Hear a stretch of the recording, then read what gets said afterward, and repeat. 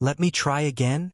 After hearing the words of the director of the Purification Bureau, the Aquarius director couldn't help but take a deep breath, feeling as if his brain was boiling. If one were to list the world's pains by severity, having one's memory read by a god-tier brain-eating demon would definitely rank high. The sensation of that long, purplish-red tumorous tongue gently scraping along the grooves of the brain, slowly extracting memories, was not just the agony of self gradually slipping away but also a torturous physical ordeal.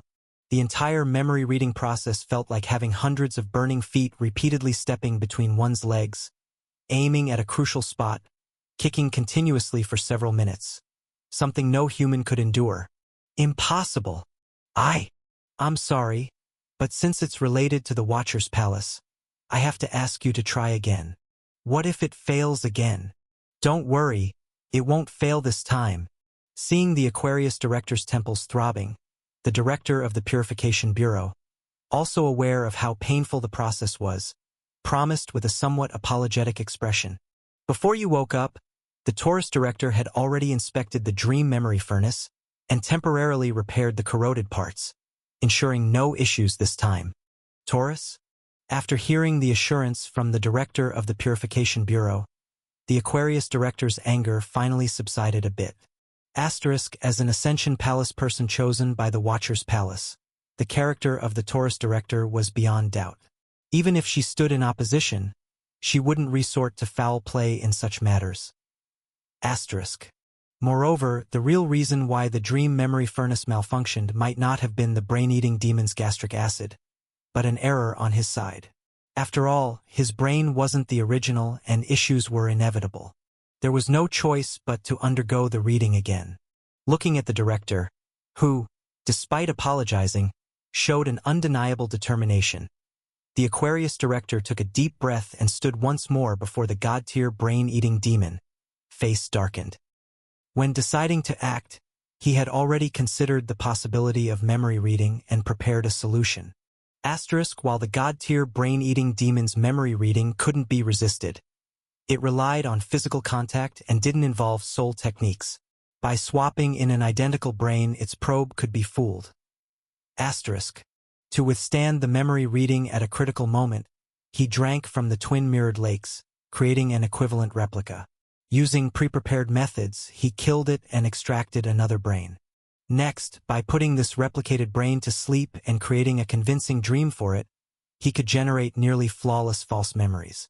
Asterisk, if there ever came a day when memory reading was unavoidable, he could temporarily swap in the fake brain through Kralik Kingdom's brain surgery. The similarity wouldn't be perfect, but 95% was achievable. Asterisk. The only flaw lay in that the replicated brain's memory came from dreams, making extracted memories feel artificial and scattered, likely exposing upon close observation. Fortunately, the brain-eating demon wouldn't present original memories directly but would replicate them into dreams through the dream memory furnace. This process concealed the last 5% of imperfection.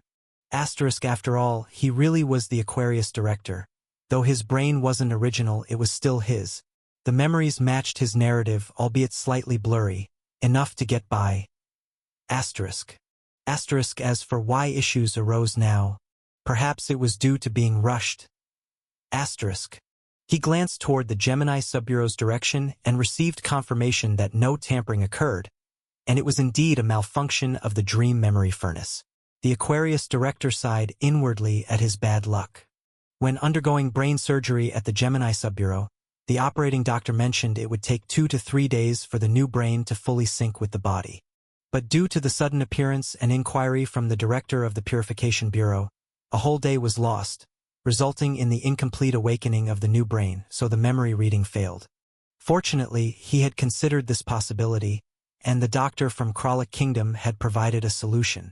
Carefully pressing the thin copper plate embedded in the back of his head and slightly increasing the current to activate the brain, the Aquarius director and his fake brain were once again engulfed by hundreds of tumorous tongues. Asterisk, little Leon, we might have trouble. Asterisk. After reading the Aquarius director's partial memories, although the dream memory furnace suddenly malfunctioned, resulting in only about 5% of the Aquarius director's memories being replicated, This 5% was enough to reveal a glimpse. To thoroughly suppress the Aquarius director in one go, he, Beverly, and the Gemini Subbureau director, who provided substantial evidence, conducted thorough investigations over this period, mapping 80 to 90% of his activities. Yet, within this 5% of memories, the Aquarius director's actual actions greatly differed from their intelligence summaries. So, if his guess was correct, the Aquarius director must have other contingencies prepared over these decades, possibly even finding a way to deceive the god-tier brain-eating demon. Despite buying some time due to the dream memory furnace's malfunction, the next memory reading, after Taurus's inspection, would surely encounter no problem, and Leon wouldn't escape unscathed either. It was too hasty to initiate this inquiry. A bit more preparation might have prevented this predicament, at least sparing Leon from being involved. I just checked it, and it operates completely fine.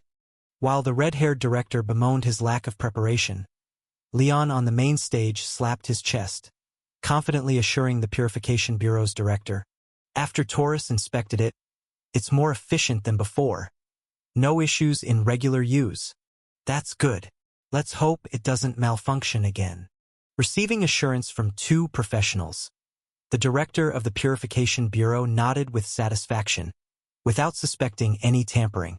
Meanwhile, Leon, observing his expression, switched to elite performer, timely adding, "Speaking of malfunctioning, director, the first time I checked it, everything was all right. It should have been functional. Though the dream memory furnace is old, it hasn't reached the point of malfunction.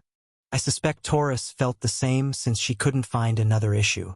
With your tight schedule, she probably concluded temporary malfunction." Hearing Leon's hint, the Purification Bureau director paused, then glanced at Taurus, who was indeed pondering something, and contemplated. "You mean, the issue might lie with the Aquarius director?" No, I didn't say anything. You figured this out yourself." After patting the rear of the god-tier brain-eating demon once again, Leon openly deactivated 95% of the dream memory furnace within it, then shook his head with a serious expression, saying, "I can't say for sure, but I just touched it several times, and each time my ability told me the state of the dream memory furnace was very normal, not showing signs of any issues." I understand." The director of the Purification Bureau gave a nod, neither approving nor disapproving, after glancing at the young man daring to play tricks with him. Then he stared at the distant Aquarius director, who was being licked, and began to ponder inwardly. Leon's little schemes were blatantly obvious. The director could see right through them, as they were nothing more than an attempt to take the chance to throw dirt on Aquarius, helping Olivia win the inquiry. But up until now, he had spoken the truth. And judging by the puzzled expression of the Taurus director, it seemed he genuinely didn't understand why the dream memory furnace would malfunction. This meant that what this young man said had to be taken seriously. Could it be that Aquarius really had a trump card to evade the probing of the god-tier brain-eating demon? As for the malfunction of the dream memory furnace, could it have been some handiwork by Leon, who had touched the brain-eating demon? Impossible. Absolutely. After sensing the pitifully weak level of corrosion on Leon, the director shook his head immediately, dispelling such an unreliable guess. The gap between this young man and the god-tier brain-eating demon was likely greater than the gap between an ant and an elephant. If not for his protection, the moment the brain-eating demon spread out, Leon would probably have been crushed to death. For someone so weak to tamper with this is as unlikely as an ant impregnating an elephant. Safe and sound, the scapegoat had largely been diverted. Leon discreetly glanced at the expression of the director, confirming that his suspicions toward Aquarius had arisen, and couldn't help but secretly give himself a thumbs up in his heart. Then he subtly increased the power of the dream memory furnace a bit. It wasn't out of pity for Aquarius, but rather because he only copied 5% of the memory the first time. If it was still 5% the second time, Aquarius would have to endure getting licked 20 times to complete the replication. If Aquarius couldn't handle it, he might overturn the table directly. However, if he replicated 20% of the memory the second time, then about 3 or 4 rounds would be enough to prove his innocence. Given Aquarius's character and considering the sunk cost of already being read twice, he would likely choose to endure it one more time. And when Aquarius accepted the third reading, Leon could adjust the power of the dream memory furnace again, directly replicating 30% of the memory, though 25% would be duplicates. After all, memories should be randomly distributed like the card pools in pay-to-win mobile games. No one's ever said duplicates can't appear. Drawing duplicate cards is pretty common. Asterisk, and if even after all this, Aquarius still didn't lose his temper and prepared to grit his teeth for a fourth reading, then give him another 5%, letting him truly experience what it means when miracles and pay-to-win can't change fate. Be a little mindful. Just as Leon was plotting how to torment Aquarius and drag out his draws, the director seemed to have sensed something, turned to look at him and advised, "Having touched it so many times just now, you might have been contaminated by the brain-eating demon.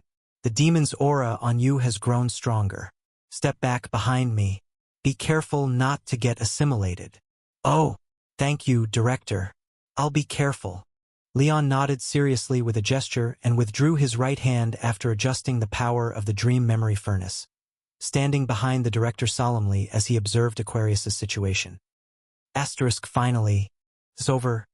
As the sticky tongues retreated once again, the Aquarius director, whose brain was nearly numbed by electricity, slowly rose, straining to open his murky eyes and looked at the director on the main stage. Despite suspecting that Aquarius had used some tricks due to Leon's reminder, at the sight of the slightly pleading look in Aquarius's eyes, the director's upper lip twitched slightly, finding himself unable to face him for another round, with no choice but to turn away, hinting as much as he could from the side. "Things are slightly better than last time. Could be around 20%. Combined with these 2 rounds, that's about a quarter of your memory. If another 30% could be obtained, that would be over half, which should be enough to prove your innocence. So, do you want to? So what about your promise that nothing would go wrong this time?"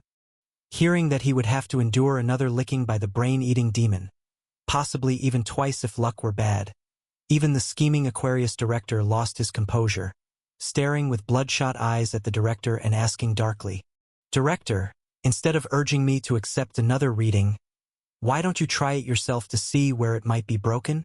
"No need for me to do that."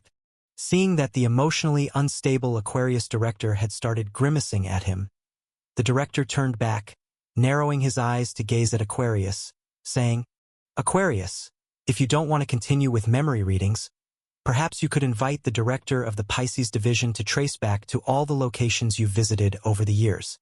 But due to your hierarchy issues, such an investigation would have to proceed slowly and might take about a year. And during this year or so, please stay in the Central Bureau's basement. Until Taurus His Excellency's ascension and the completion of your investigation, you'll need to remain in a constant state of sleep to ensure that Watcher's Palace and Taurus His Excellency aren't disturbed. What do you think?" Should I endure 1 or 2 more memory readings, or spend a year asleep in the crypt until Taurus Ascension Palace leaves? Do I even have a choice? Staring with bloodshot eyes at the director for a moment, the Aquarius director turned away without a word, stumbling to stand before the god-tier brain-eating demon again, then pressed down on the thin copper sheet embedded in the back of his head once more. The first time, without activating the electric shock, only 5% of the memory got replicated. After the second time's shock, it immediately surged to 20%. So if I raise it slightly again, could it reach 30% or even more? Although the process of electric shock is somewhat painful, as long as I can lessen my readings by 1 session, that pain is nothing. Is he pressing something? Most people noticed Aquarius pressing the back of his head, but the magical side members of the Purification Bureau didn't pay much attention to it, except for Leon, who had some experience with the science side abilities, paid slightly more attention. Fixing his gaze on the back of Aquarius's head, Leon, after noticing the glint of metal through his sparse hair, couldn't help but frown, Then, before the brain-eating demon could undergo another reading, loudly asked, "Aquarius Director, could you please explain why there's a metal piece on the back of your head? Is there a problem?" Seeing that someone had noticed the thin copper chip on the back of his head, the Aquarius Director's heart leapt with shock. He glanced back at Leon and, with an expressionless face, said, "Are you bringing this up now to forcefully find a reason to blame?" "I wouldn't say forcefully, just as a precaution." Seeing that the Aquarius Director didn't answer directly and seemed to be trying to muddle through, even if it wasn't the cause of bypassing memory reading, it probably wasn't obtained through legitimate means. As for whether this suddenly exposed metal chip was a flaw deliberately shown by the Aquarius Director, it seemed unlikely. Besides, after being meticulously licked twice by the brain-eating demon, with his brains nearly boiling, if he could still have the mind to set a trap for others, Leon thought he'd accept falling into it himself. Having made up his mind, Leon immediately began to hammer the point, raising his voice to question. "Aquarius Director, you still haven't answered my question. What exactly is that copper chip? Why is it embedded in your head?" "I know something about this." Before the Aquarius Director could respond, the director of the Gemini Subbureau stepped forward, answering in a monotone voice, "That is an information chip from the Kralik Kingdom, with basic identification information engraved, equivalent to an identification document from other kingdoms. You need a chip of the corresponding level to use the facilities of the corresponding level kingdom. I also have one of these." Lifting the hair at the back of his head slightly to show the copper chip underneath, the director of the Gemini Subbureau continued to explain, "The population of the Kralik Kingdom is too small, and many facilities and instruments can't have dedicated personnel for management. Thus, there was a consideration in the past to rely on information chips for identity recognition to allocate permissions without manual intervention. If the Aquarius Director really was once the Gemini Subbureau Director, he would indeed have this item. Moreover, although the information chip had been developed long ago, it did not gain widespread acceptance because some citizens of the Kralik Kingdom feared it was a means for the kingdom to control them, thus resisting implanting the copper chip. This item was marginally abolished decades ago. Young people in the Kralik Kingdom are unaware of it, and those who have never been to the Kralik Kingdom don't know about it either, so questioning it is entirely normal and not a deliberate targeting of the Aquarius Director.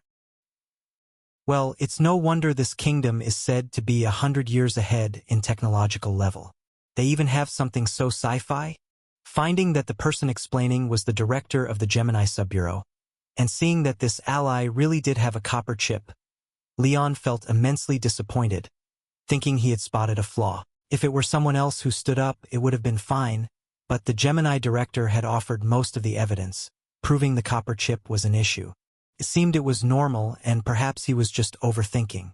The director of the Purification Bureau, standing by, after hearing the explanation from the Gemini Subbureau director, also glanced at Leon with disappointment and then turned his head to prompt, "Let's continue then. Let's not waste any more time." "The one wasting time isn't me." Responding dismissively with a cold gaze, the Aquarius director took a deep look at Leon and then once again stood in front of the god-tier brain-eating demon. "Wait a minute." This time, the one who spoke up was the red-haired director.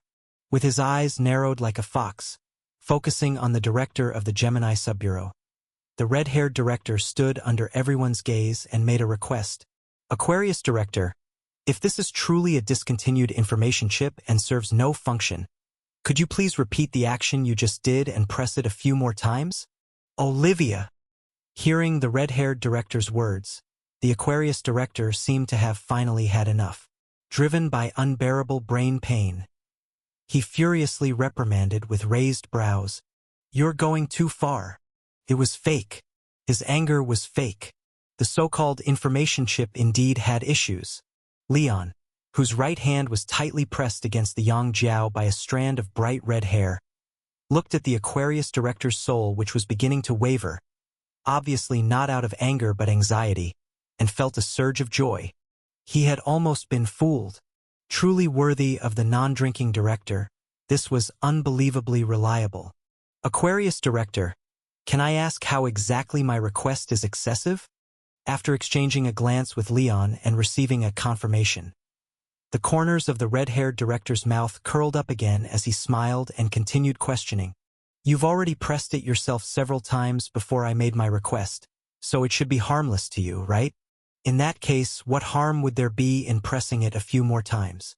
Of course, there was harm. Every time this thing was pressed, the current would double.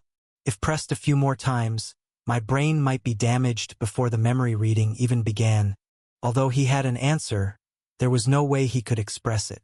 Seeing the director of the Purification Bureau gradually squinting his eyes, the Aquarius director, who knew his time was up, sighed softly without making any unnecessary arguments. It was no longer useful to deny. Since it had been noticed, whether he pressed the copper chip or not, the item would undoubtedly be thoroughly examined inside and out. Even though the people in the Purification Bureau might not understand the technology of the Kralik Kingdom, they would certainly notice something was wrong as soon as they peeled back the copper chip and saw the metal wires embedded in his brain. Missing this by just one day had entirely ruined his plans. If the director hadn't returned, and if the inquiry hadn't started one day early, his newly replaced brain would have fully synchronized with his body. He could have bypassed the god-tier brain-eating demon's reading without relying on electric shocks to forcibly activate it, and the issue of the copper chip wouldn't have been noticed. One day. Damn it. Just one day. It seems you're no longer prepared to explain. After waiting a short while without hearing a defense from the Aquarius director, the director of the Purification Bureau raised his hand silently. As the director of the Purification Bureau, I now propose to remove Aquarius director from his position and temporarily close the Aquarius Astropalace. Let's vote. With the words of the director of the Purification Bureau, the previously bright and transparent conference hall suddenly darkened, and the kilometer-thick rock wall seemed to become transparent, transforming instantly into an endless dark night sky. Immediately, 87 patterns composed of numerous star points lit up around the center of the venue and began slowly rotating according to some pattern. The place without surrounding star points gradually revealed a terrifyingly large cut, and like an eye it split open from top to bottom, revealing the real starry sky.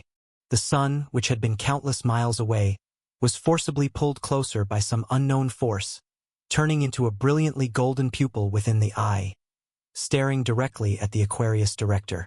Surrounding this solar eye, among the 12 seats exclusively for directors, were gradually illuminated. For votes passed. Having announced the voting result, the director of the Purification Bureau raised his hand, waved it toward the seat that once belonged to the Aquarius director, dispelling the Aquarius Astropalace composed of 90 star points, completely cutting off the possibility for the Aquarius director to escape headquarters. Then, with an emotionless expression, he pronounced, privately creating abnormalities, harming the innocent en masse, attempting to corrupt the Watcher's Palace, guilty on multiple counts. As the director of the Purification Bureau, I sentenced the former Aquarius director to death. With the declaration made by the director of the Purification Bureau, the sun's eye in the sky suddenly brightened, the blistering sunlight flowing like a waterfall, pouring directly onto the Aquarius director. Damn it! It's all your fault. In the midst of the crowd's shocked expressions, the Aquarius director, despite being directly drenched in sunlight, was not immediately reduced to ashes. Instead, under the encirclement of some strange, smoke-like substance, he stood up against the blazing light and roared at the platform, his eyes red with fury. Why did you come back? If only you hadn't shown up today. We just needed one more day. I was startled, thinking my tampering had been discovered, realizing that the Aquarius director's roar was not aimed at him, but was directed at the director of the Purification Bureau, Leon, also standing on the platform, breathed a sigh of relief. Immediately, he hurriedly moved aside, trying to hide behind the director of the Purification Bureau, afraid that the Aquarius director's dying struggles might affect him. As for the illusory figure of the director of the Purification Bureau, his attention was entirely on the Aquarius director at this moment and did not notice Leon's small movements. He directly gestured towards the sun with a cold face. Boom!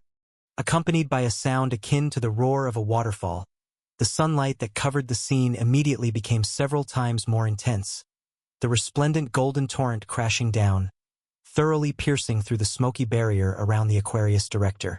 And with the destruction of this life-saving anomalous object, the Aquarius director's body was completely obliterated in an instant. Even the scattered ashes were incinerated to nothing by the nearly liquefied sunlight, leaving only a soul wailing resentfully in place.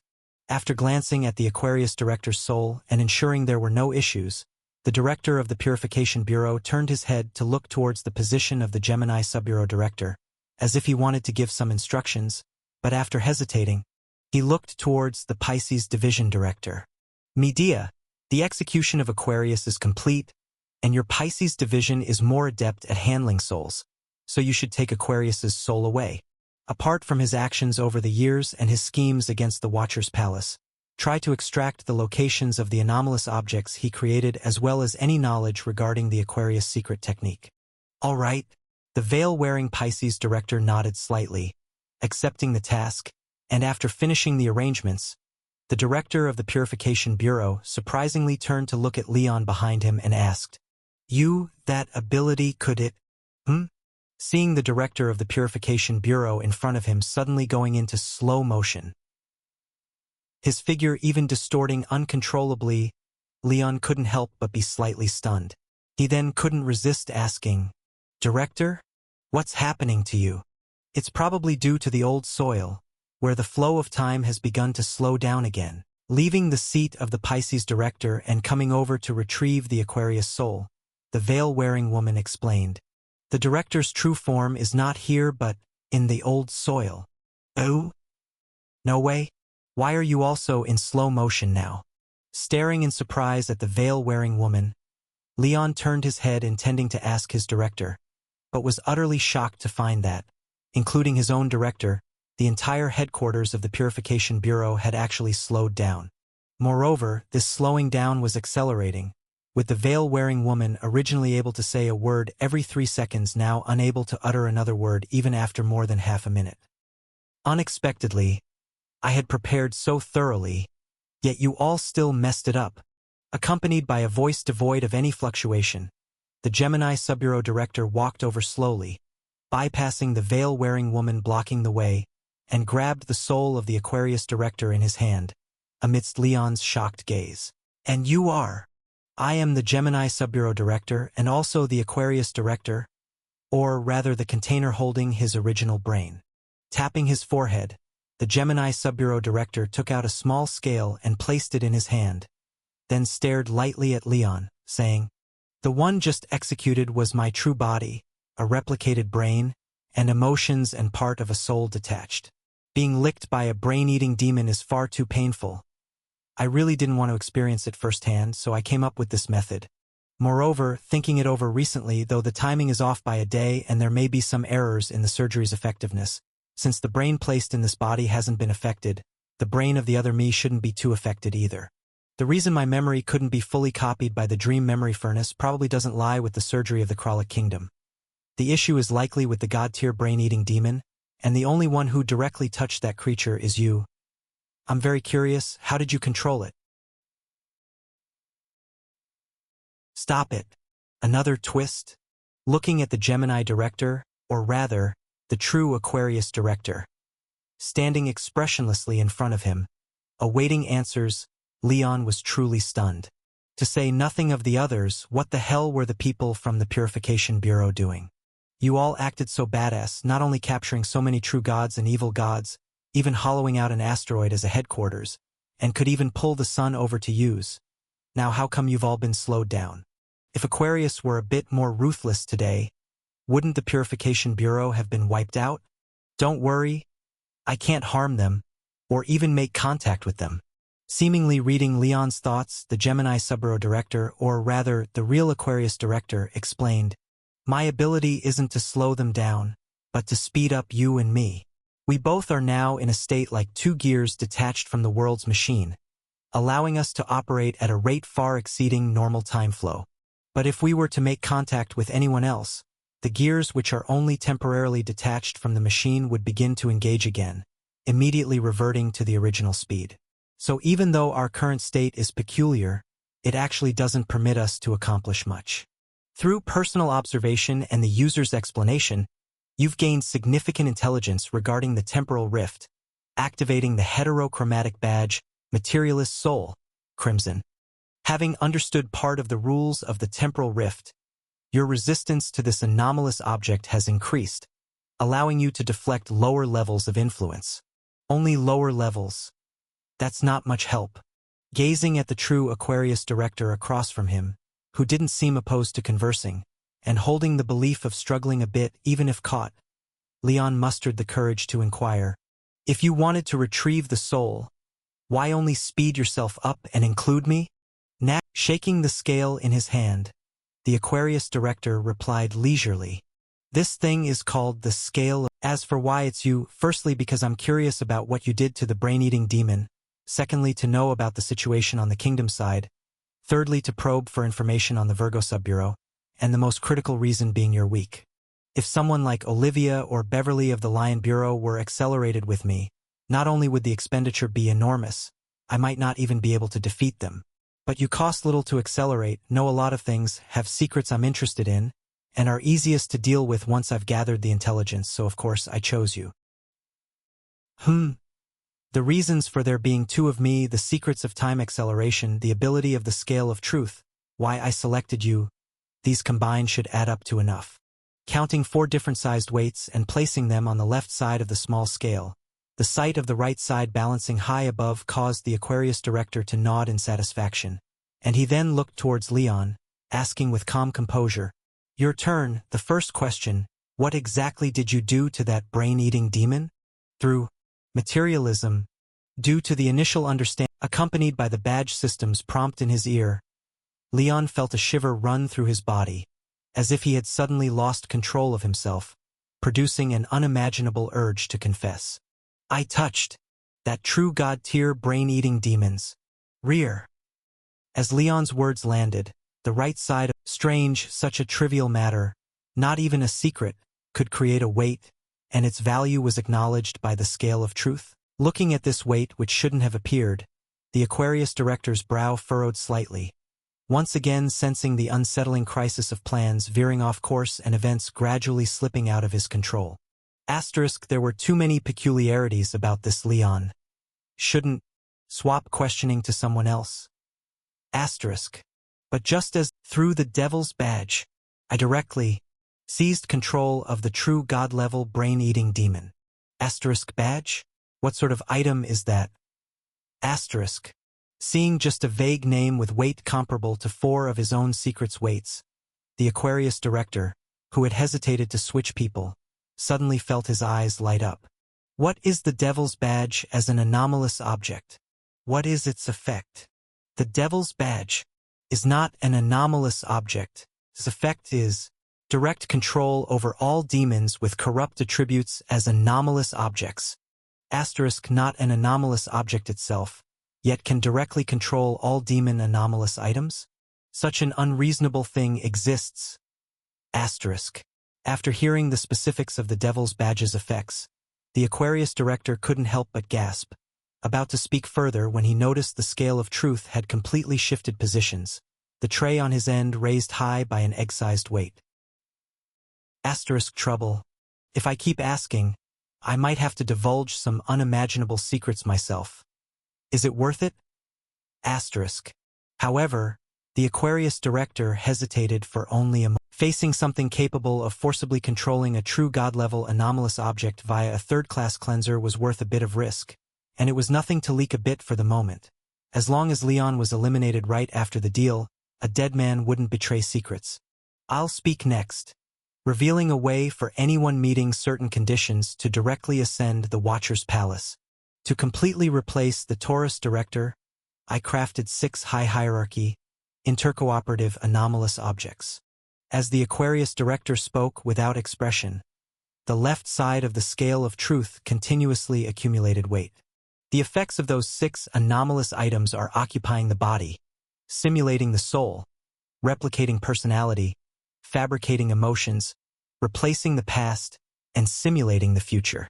These aspects, body, soul, personality, emotions, past, and future, are enough to cover everything about a person. If I possess the Taurus director's body, have the same soul, emotions, and personality as hers, even with identical past and future, then even the mighty Watcher's Palace must acknowledge me as the Taurus director. Plop! An egg-sized weight fell, the right side of the scale of truth finally tilted high up, but the Aquarius director, still feeling unsure, spoke to add more weight. The entire rebel group arose to accomplish this goal, with anomalous body-seizing items held by Luke of the rebels, soul-copying items with Barton whom you killed, the future-simulating item, Nathan's Gate of the other world, the emotion-fabricating item lies with Oliver, whose face shows ever-changing emotions, and the personality's birth comes from one's past memories and experiences. By having Phoebe completely erase my memory and Lucy implant Taurus's memories, I can more or less simulate the Taurus director's personality. Among the 6 anomalous items, only replacing the past and forcibly altering reality was troublesome. I tried over a dozen times unsuccessfully, but recently found it. That is your sister's photograph. Rapidly recounting this plethora of secrets, the Aquarius director looked at the now maxed-out left tray, nodding in satisfaction, then looked over at Leon across, his eyes full of fervor as he said, "It's your turn now. How exactly is your devil's badge? Besides the badge, I have other valuable secrets." Not waiting for the Aquarius director to finish, having just understood the scale of truth, rules, Leon directly mimicked the Aquarius director's earlier statement, speaking first with a twinkle in his eye. "I'll now speak of a revolutionary social theory, one that can establish new governmental structures outside kingdoms, federations, and other outdated regimes, and a comprehensive theoretical system corresponding to it, enough to change the world with the anomalous object's influence extracted. Starting with historical materialism, social development is determined by the economic base. Changes in the economic form inevitably lead to social transformation, and progress and reform are realized through class struggle." What exactly are you talking about? Even though every word was somewhat understandable on its own, when put together, it turned into a bizarre knowledge that made no sense at all, leaving the Aquarius director dumbfounded. However, what left him even more bewildered was that as Leon continued to speak, a massive crimson weight, larger than a watermelon, appeared on the right side of the scale of truth. This not only tipped the balance back but also began to uncontrollably creak and groan. So, could it be that everything he said was true? Could just a few sentences really possess world-changing ability? At this moment, one side of the scale of truth held the method and path to ascend the Watcher's Palace, while the other side was weighed down by knowledge said to change the world. Under the heavy pressure of 2 world-class secrets, the scale of truth started to tremble frantically back and forth as if it might explode at any moment. Completely unprepared for the revelation that Leon harbored secrets of such magnitude within him, the Aquarius director, always poised and in control, finally showed an expression of shock for the first time. His lips trembling as he roared, "Damn it! You shut up. This isn't what I wanted. Shut up. Not shutting up. Not even unto death." Seeing the Aquarius director across from him, so drained that he could barely stand, Leon, who finally found a chance to turn the tables, couldn't help but be overjoyed. In addition to bearing the terrifying consumption from this scale of truth, balancing the value of 2 world-class secrets, the Aquarius director, no matter how unwilling, had to pour out his most valuable secrets, one after another, to achieve value equilibrium. The list of numbered anomalous objects of the Purification Bureau. The whereabouts of the Serpent-Bearer Sub-Bureau Chief after the Ophiuchus Eroded Nation incident. The introductory method to Aquarius's abnormal Genesis sorcery. The location and means of controlling the God of Enlightenment. The principles and practice process of the God-suppressing forked fingers. As one of the 12 directors of the Purification Bureau, the Aquarius director likely served for nearly 100 years, naturally grasping countless secrets. Although slightly lacking in quality, the quantity was truly substantial enough to be filling. And as his lips moved rapidly, one heavyweight weight after another appeared on the left side of the plate. Leon, who was only half familiar with the mage, suddenly felt that compelling desire to speak again, and had no choice but to continue ramping up his efforts. The theory of surplus value suggests that exploitation in a capitalist society stems from the surplus value created by workers. The royal family of the Kralik Kingdom has been under house arrest by intelligent machines, and now the governance of Kralik Kingdom is only by. The development of society is continuous progress. Social political reform aims to resolve inherent contradictions and inequalities within society. Members of the Gemini Subbureau have been completely controlled. Only one managed to escape, and now, with both sides continuously biting their teeth and raising their stakes against each other, Leon and the Aquarius director had long lost track of what the other was saying. They could only follow the ever-changing compulsion to confide, their almost worn-thin lips opening and closing incessantly, veins bulging on their foreheads as they frantically spewed out words. And as both sides continued to increase their stakes, compared to Leon, who only needed to divulge secrets, the Aquarius director, who also had to bear the consumption of the scale of truth, was clearly paying a much larger price. Even if there were still many secrets left untold, the person had already been drained to the point where he couldn't even stand, sitting directly down on the ground. But just as Leon was overjoyed and ready to seize the moment to continue and completely topple Aquarius director, an incredibly dire situation suddenly arose. He had run out of things to say. Damn it! The syllabus only covered up to the 5th chapter. I haven't memorized the rest yet. The demonic soul abyss summoned by the Bai Yi sect is about to briefly overlap with the kingdom, at which time everyone will. In addition to Nathan, I've arranged other follow-up attacks on the Virgin Branch. Question mark. After speaking of 2 secrets without hearing any response, the nearly numb Aquarius director finally noticed Leon's faltering.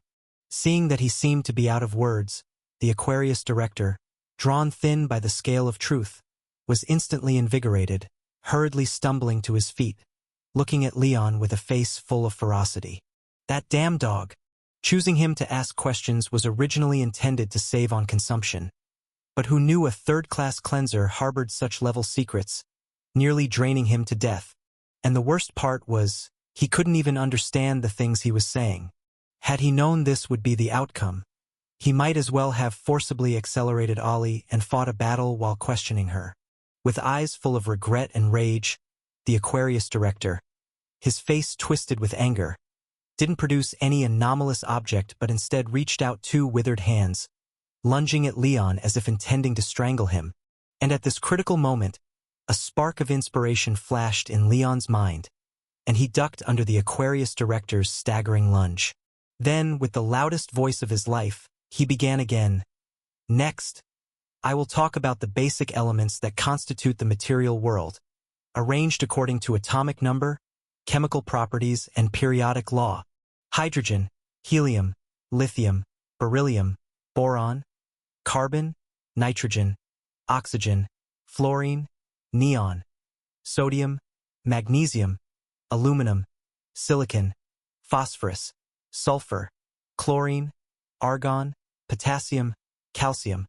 Under the critical blow of the elemental periodic table, after feeling the soaring suction force again, the Aquarius director couldn't help but turn around abruptly. He was horrified to discover that another weight of impossible size had appeared on the right tray of the scale of truth.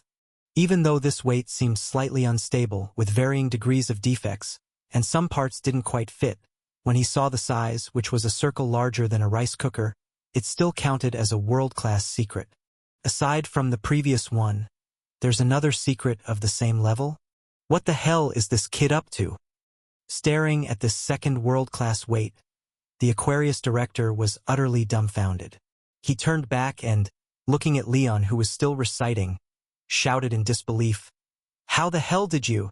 His terrified questioning wasn't finished when the scale of truth behind, crushed by the equivalent of 4 world-class secrets, emitted a cracking sound under the unbearable weight. Then, with a boom, it exploded, scattering countless valuable secret weights across the sky. Wow! At the instant when the scale of truth was crushed, the Aquarius director seemed to suffer unimaginable damage. He spewed out a mouthful of black blood, even coughing up bits of internal organs.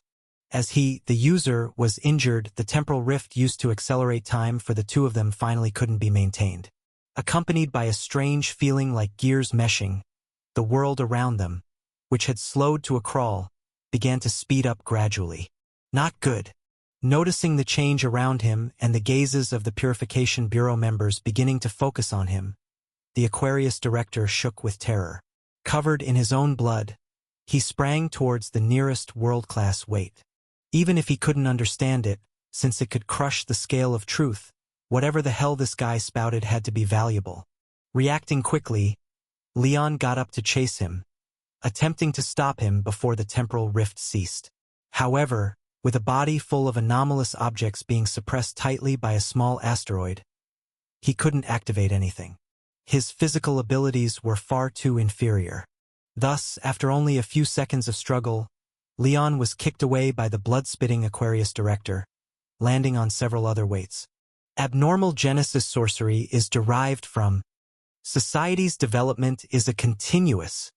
The foundation of God-suppressing forked fingers is, at the moment Leon touched them, the three weights instantly vanished, transforming into a torrent of knowledge pouring into his mind. Or rather the unconscious Nathan behind him. Open the door! Accompanied by a shout full of blood, the unconscious middle-aged Joshua inexplicably raised his hand, and an invisible portal opened wide in front of him. Finally, seeing the secret hideout that belonged to him outside the portal, the Aquarius director, who had prepared thoroughly but suffered a series of setbacks, was almost brought to tears. This is the power of the 5th chapter of Mage. A direct hit from this ideology knocked the severely injured Aquarius director down. Afraid that he would be dragged into the portal by the Aquarius director, Leon didn't dare linger and immediately turned to run without any hesitation. Similarly reacting, the Aquarius director narrowly missed grabbing him, managing only to tear off Leon's coattail. Slippery little brat. Seeing the temporal rift about to dissipate, the Aquarius director dared not chase further. He cast a venomous glance at Leon, then turned and retreated into the gate of the other world, hurriedly withdrawing from the Purification Bureau headquarters. Stop! Just as the Aquarius director was hastily retreating and the temporal rift was completely closed, a barrage of dazzling attacks instantly arrived. The first thing to emerge was an inexplicable sweet fragrance near where middle-aged Joshua had opened the door, as though welcoming a sticky sweet rain. Various desserts sprouted like mushrooms after the rain and began to swell rapidly. However, before these suddenly appearing sweets could expand, hundreds of sea-blue tendrils, as thick as an adult's waist, emerged first. With a momentum to crush everything, they wildly thrashed, turning the sweets into multicolored sugar mush, only to be sliced and diced by countless invisible blades, dissolving into sprays of water by pale pink dreams. Next came the crimson blood domain, whispering laments, golden rivers, nameless sigils, pale dolls covered in barbs, knee-crawling demons with 10 bleeding eyes, the masked, voiceless martyrs' corpses, and a hideous evil moon reflected in a jade lake. It was as if an abnormal exhibition had opened, with a multitude of clearly suspicious things appearing like a revolving lantern at the Aquarius director's escape point. These things violently destroyed the anomalous abilities that arrived first, only to be torn apart by even more vicious attacks that came later. Finally, the eye of the sun in the sky suddenly dimmed, and a sun shadow darker than the deepest night descended, obliterating everything on the main stage. Only then did the varied attacks of the Purification Bureau finally cease. Holy shit! Watching the main stage, washed over an unknown number of times in 1 second, Leon, who had been pulled away in advance by his branch director, couldn't help but shiver. The clothes on his back were soaked with cold sweat. When the gate of the other world began to close, Leon was originally about to pick up 2 more weights. Suddenly, the shoe on his right foot turned into a wafer cookie, with hundreds of suction cup-covered tendrils quietly appearing around, and a familiar clump of vibrant red hair quietly coiling around his waist. Asterisk, the director's trying to save me, so staying here would have been dangerous. Asterisk. Although the temporal rift hadn't fully closed and Leon had enough speed to dodge the red hair's entanglement and continue picking up the weights on the ground, he trusted his director and didn't move, letting the director's hair coil up and then, just a little more and that would have been the end. Pulled out by the director's red hair along with Prince Freckles and Senior Jerry, Leon witnessed attack after attack fall in succession and felt immensely grateful he had restrained his greed. The fierce individuals of the Purification Bureau, although unable to catch the sped-up Aquarius director, could easily have taken him out. Considering the plowing-like overwhelming saturation attacks, if he had stayed to pick up weights, even 1,000 lives wouldn't have been enough to survive. While Leon was still trembling with fear, the red-haired director, who saved all three of them, couldn't help but exhale in relief. He then slightly nodded toward the Lion Subbureau's director and said, "Beverly, thank you for stepping in to help. Don't mention it. I almost made things worse." Raising a hand to point at Leon's right foot, which had been transformed into a cookie, and changing it back, Lion Subbureau's director Beverly, with a slight tinge of apology, explained, "I initially wanted to turn you three into sweets. That way, even if the subsequent attacks shredded you, I could still resurrect you by just adding some sugar and dough. But more people stepped in than I expected. The director even used the sun shadow for a downward attack. If you had been turned into sweets, you would have really suffered. You deserve thanks." The red-haired director insisted, "My reaction time isn't that fast. Without your help, blocking some of the summon sea tendrils, I might not have been able to get them out in one piece. Consider this a debt I owe you. Also, don't think these people came on too strong." At this point, the red-haired director turned to the three startled individuals, Leon included, and explained with a rather helpless expression. The first ones to attack, even if they genuinely wanted to help retain people, exerted themselves a bit, but they held back on your positions. I barely managed to drag you out under such a barrage of attacks. Those who attacked later intentionally avoided hitting you, so rather than retaining people, they were showing loyalty, proving they hadn't colluded with the Aquarius director. Everyone was just putting on a show. After hearing the red-haired director's words, Leon pondered for a moment and instantly understood what was going on. This incident involved the Watcher's Palace and touched Purification Bureau's nerve, coupled with the sudden betrayal by the Gemini Subbureau's director. So whatever happens with the Aquarius director afterwards, those within the Purification Bureau with Aquarius connections were going to face extraordinarily strict scrutiny and repercussions. Therefore, these Subbureau directors had to join the fray, even knowing they couldn't hit anything, especially those who might have benefited from Aquarius. They were showing a break from him and aligning with the headquarters to avoid being targeted later. Indeed, choosing a side is an eternal issue for humanity, and even an organization like the Purification Bureau isn't exempt. Enough! It was clear that the red-haired director wasn't the only one who understood this. After waving away the surrounding dark sun shadows, the Purification Bureau's director glared in frustration at the Subbureau directors, who, despite being utterly useless when trouble arose, were competing to align with sides, and barked, "Stop this nonsense. Right now, the most important thing is how to handle Aquar."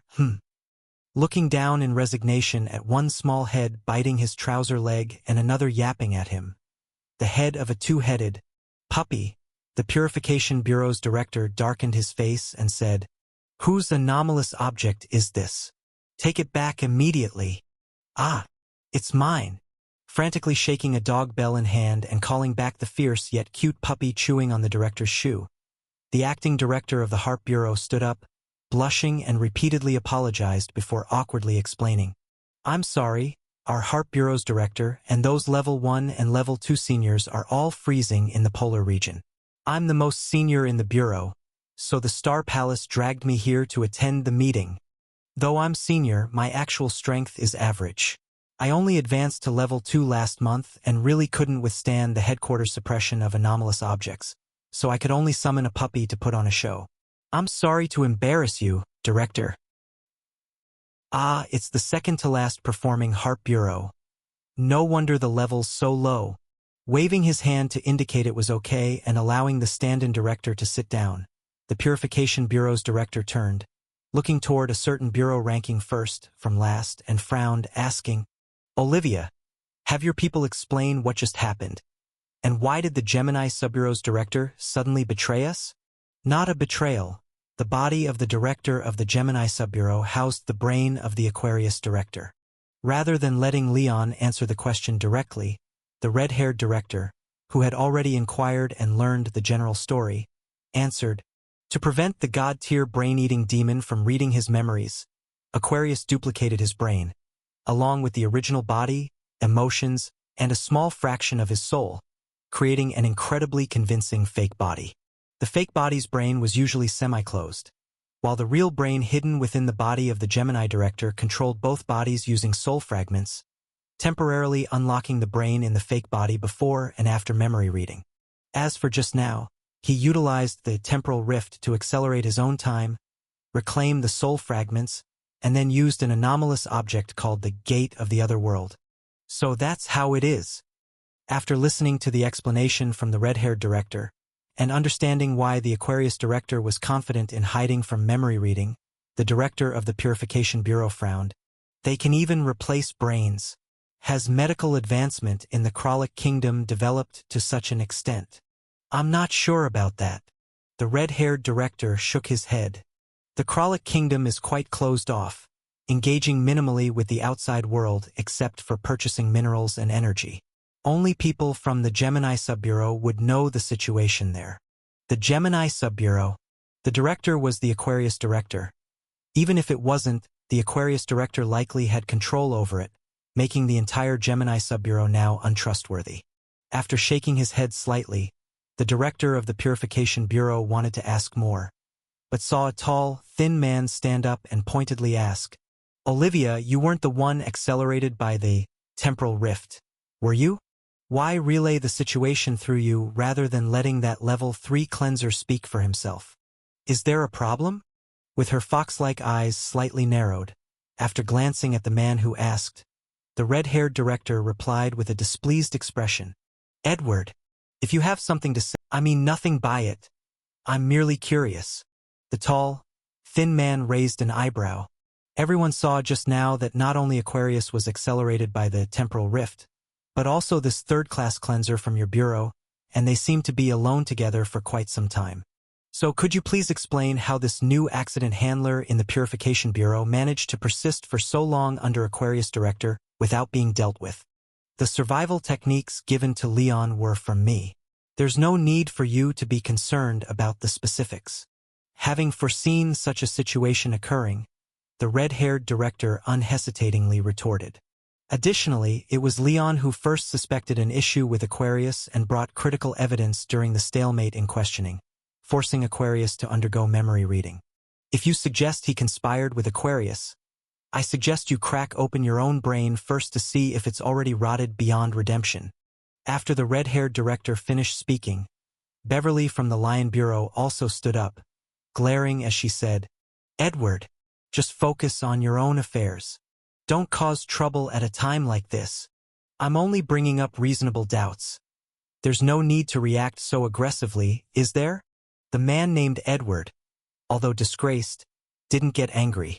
He waved his hand to show he meant no harm, then cheerfully snapped his fingers. When the snap resounded, Leon felt a slight swell in his palm, and a resin card painted with a dung-rolling scorpion was strangely placed into his palm. This is the Scorpio branch identification, which you can use to join our Scorpio Bureau directly once I stamp it. After explaining the significance of the item, the tall, thin man smiled at Leon, who was inspecting the card. "Young man, I see potential in you. If, like your predecessors from the Virgo branch, you can't stand Olivia, you can bring this to us and transfer over. Scorpio Bureau welcomes you. I can't guarantee anything, but at least in Scorpio Bureau, with plenty of staff, newcomers aren't subjected to such hazardous duties or used as bait to capture the Aquarius director." "What nonsense are you talking?" Beverly exclaimed angrily. "We didn't use Leon as bait. The director of the Gemini Subbureau is Aquarius director. No one knew Leon would face him alone. It was an accident." "Oh? So you didn't know he'd be targeted by Aquarius soon after?" Edward from the Scorpio branch raised an eyebrow, curiously saying, "That's odd. If this was unknown, why did Olivia provide him with survival techniques?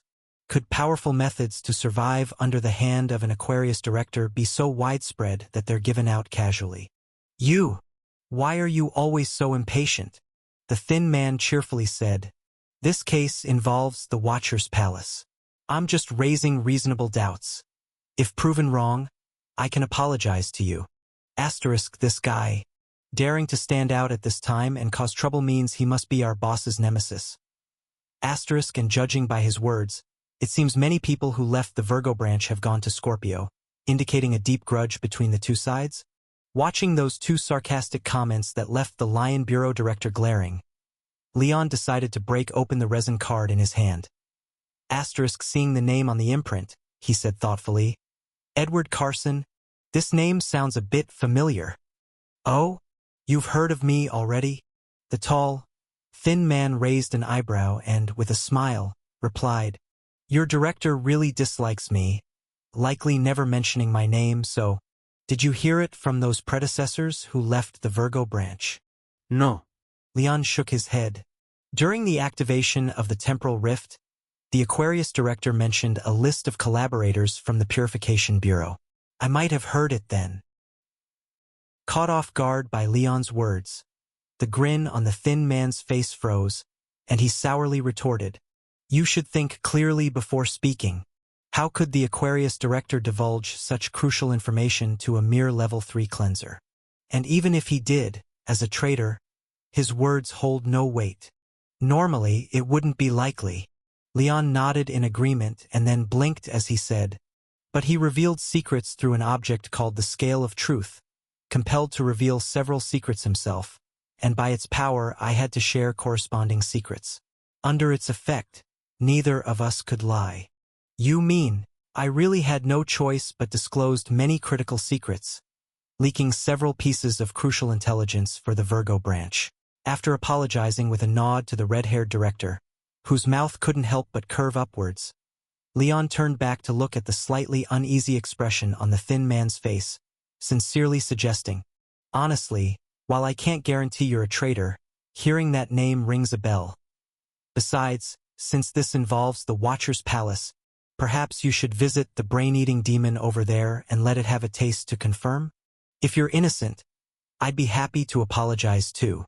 Damn, if everyone actually believed your nonsense, I'd have to let the brain-eating demon lick my brain grooves. And you're just planning to offer a casual apology?" With his scalp tingling from Leon's use of turnabout is fair play, the tall, thin man hastily turned to the main stage, desperately trying to defend himself. "Director, what he said is entirely one-sided. Whether it really happened or not, we still need to see." "Where's the director?" A director stepped forward, answering helplessly. "Just as you started arguing, the old soil moved to the back of the solar disk, and the director's projection was obscured. He might return in maybe 7 or 8 years. Asterisk, no way. We haven't and for 7 or 8 years. This is more unreliable than the United Nations. Asterisk. Watching the director's projection vanish from the main stage, Leon truly couldn't hold. Our Purification Bureau is just teeming with talent. A director who appears once every 8 years, a traitor director plotting to dismantle his own space station, branch directors who keep scheming against each other during critical moments, and a director who's as sharp as a monkey when sober and just a monkey after drinking. Asterisk, damn. This world has managed to hold its own for so many years without being taken over by outer gods. Who knows what kind of luck we've had. Asterisk. All right, enough of this bickering among yourselves. Several directors exchanged silent glances, and finally, the Taurus director stepped forward and asked with a serious face, "Leon, is what you just said true? Did Aquarius really mention who in the Bureau was in cahoots with him?" "He did, and he listed every name in detail." With the Scorpio director's expression filled with shock and anger, Leon nodded, then said somewhat helplessly, "But he was speaking so fast at the time.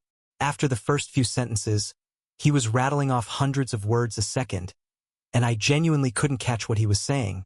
But Glancing at the somewhat relieved Scorpio director, Leon raised an eyebrow and said, "But the scale of truth he held condensed his words into weights, and just by touching a weight, you'd know its content." At Leon's words, the Scorpio director's expression immediately tensed. But then the scale of truth suddenly exploded, and most of the weights scattered on the main stage and were crushed by a subsequent attack. The Scorpio director's face relaxed slightly, but before those attacks fell, I managed to grab a few weights. The Scorpio director tensed again, but none of the weights I grabbed contained the list of traitors. The Scorpio director's expression relaxed again. Though I didn't get the list of those colluding with Aquarius, I did manage to. All right, there's no need to continue. Realizing Leon was deliberately toying with him, the tall, thin man decided to throw caution to the wind, admitting through gritted teeth, "I admit it." Before the questioning began, Aquarius did visit me privately and promised some benefits, but he absolutely didn't mention anything about the Watcher's Palace. Aquarius only told me there would be questioning after the year-end review regarding his privately manufactured anomalous objects and hoped I could support him at that time. There was nothing more. I am willing to be accountable for my words. Aquarius also visited me, and my situation is similar to Edward's. Sigh. Same here. Me too. But he only mentioned some minor troubles. And me, but I didn't agree to help him. Too afraid to gamble on whether Leon really had the so-called list of traitors. A total of over a dozen branch directors stepped forward, acknowledging their contact with Aquarius director. But all these individuals swore that they only heard it was a minor trouble and knew nothing about Aquarius director's plot against the Watcher's Palace. Having succeeded in his goal, Leon wisely let it be, memorizing these individuals without ever mentioning the non-existent list of traitors.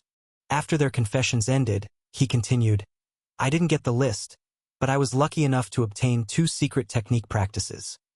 One for the abnormal Genesis sorcery of the Aquarius line, and another one called God-suppressing forked fingers, specifically for targeting true gods deprived of authority. Do these need to be handed over?" "No need." The Taurus director sighed upon hearing this, shaking his head in slight disappointment. "Both of these secret techniques are already archived in the Bureau, and there's no need for you to submit them. Besides, the talent requirements are unimaginably high. Having the practice alone doesn't mean one can master it. The Aquarius abnormal Genesis sorcery is a given. Unless chosen by the Aquarius Astropalace, one cannot become a practitioner. All the 12 secret techniques are like this. One must first be chosen before qualifying to practice them. As for God-suppressing forked fingers, besides the initial Aquarius and the current one, no third person has ever been able to master it. What a pity you acquired the 2 most valuable things from Aquarius, but also the 2 most useless. That might not be the case." Remembering the 2 secret techniques stored in his mind, Leon nodded without comment, even using the performer's badge to feign a regrettable look. Yet he had already started pondering over it in his heart. Asterisk, if there's ever a chance, I must see if I can reach that star palace. With the materialism badge that can enhance resistance, who knows, I might really qualify to forcibly learn the abnormal Genesis sorcery without being chosen. Asterisk. Olivia. Unaware of someone's scheming intentions, the Taurus director turned to her after questioning Leon, asking kindly, "We really owe you this time. If not for your and Beverly's insistence, Aquarius might have actually deceived us, and even the Watcher's Palace could be threatened. So, tell me, what reward do you want?" "No reward for me, please." Having always held a curious respect for the Taurus director, a palace occupant, the red-haired director promptly refused with serious righteousness upon hearing her question. "Compared to your dedication to all of humanity, my contribution is insignificant and doesn't count for much. It's my duty to do these things. Besides, the fact that Aquarius director created 12 anomalous object holders and allowed them to roam near the capital city for years without capturing them is seriously negligent on my part, and I truly would feel unworthy of being." It was Leon who first sensed something amiss, providing crucial evidence at the key moment, forcing Aquarius into a corner, so he's undoubtedly deserving of the greatest credit. Beverly and several branch directors also worked hard gathering evidence. running around for a long time. Rewarding them would suffice. Don't be so modest. Hearing this, the tourist director shook her head and said, they'll all receive rewards, but you initiated this inquiry. Without your tireless efforts and persistence, I might not have agreed to this questioning. Directing Leon in capturing the rebels was also down to you. So, it's only right you receive something for your efforts. In that case, hearing her words, the red-haired director hesitated, anticipation filling her eyes. I remember the god of brewing speed, except for that. Stop thinking about it. That really won't do. Seeing the disappointed look on the red-haired director's face, the tourist director couldn't help but sigh helplessly. Don't you know your own situation? That bead can brew any wine in the world. If we gave it to you, your virgin branch would probably have to close down the next. All right. Seeing the tourist director's firm stance, the red-haired director couldn't help but sigh, abandoning her unrealistic idea completely and settling for a compromise as she said, then could we alter our performance rankings for this year? If we count this, our Virgo division would almost be first, wouldn't it? Well, how about we include it next year? Not expecting her to dwell on this, the tourist director hesitated for a moment before saying, the performance slate has already been issued, and the sole director with authority to adjust the rankings isn't present, making it exceptionally troublesome to change it now. Then, instead of changing the ranking, could I add a note? Huh? How would you add a note? Just temporarily change the name of our Virgo branch. Unable to bear the shame of working diligently all year only to end up at the bottom in terms of performance, the red-haired director proposed quite hopefully, if we just change the name from Virgo branch to Virgo branch actually first. Then on the performance slate, it would display as 87th Virgo branch actually first, which means we wouldn't technically be last. Would that work? How did you come up with such a devious plan? After opening his mouth in silence, the tourist director felt it would be unfair not to agree with this contributor, and had to sigh, nodding to allow the temporary renaming of the Virgo branch as suggested. As the red-haired director eagerly headed off with a chisel to alter the performance slate, the tourist director turned to look at the Lion Bureau's director and asked, how about you, Beverly? My request is the same as before. Having already decided what she wanted, Beverly cheerfully made her request. I hope you can find someone to replace me as director for a month, and then send me to the God of Sweets Divine Country to have it make desserts for me to feast on for a month. All right, you can set out tomorrow. Listening to the duo of binge eaters make their usual requests, the tourist director couldn't help but chuckle, nodding his approval as he turned his attention to Leon with a kindly look. And you, Leon? What do you want? Leon hesitated for a moment upon hearing this before tentatively asking, for me, could I make a few more requests? Of course you can. Unlike the two directors with a corrosion value as high as 70, who had no other desires than gastronomic indulgence, Leon, being a level 3 rookie, only aimed to quickly enhance his own abilities. While he already possessed an abundance of powerful anomalous objects, to the point he couldn't make use of them all, increasing his corrosion value wasn't something that could be achieved overnight, leaving the only rapid advancement options to be his badges and the newly acquired mystique. So, my first request is, could I borrow the God of Wine's bead for a bit? Seeing the tourist director's slightly furrowed brow, Leon quickly explained, I'm not asking for the bead on anyone else's behalf, but for myself, just to have a taste. I won't drink much, just a single sip from each kind of wine. Just a single sip from each? The tourist director asked rather confusedly, why only a single sip?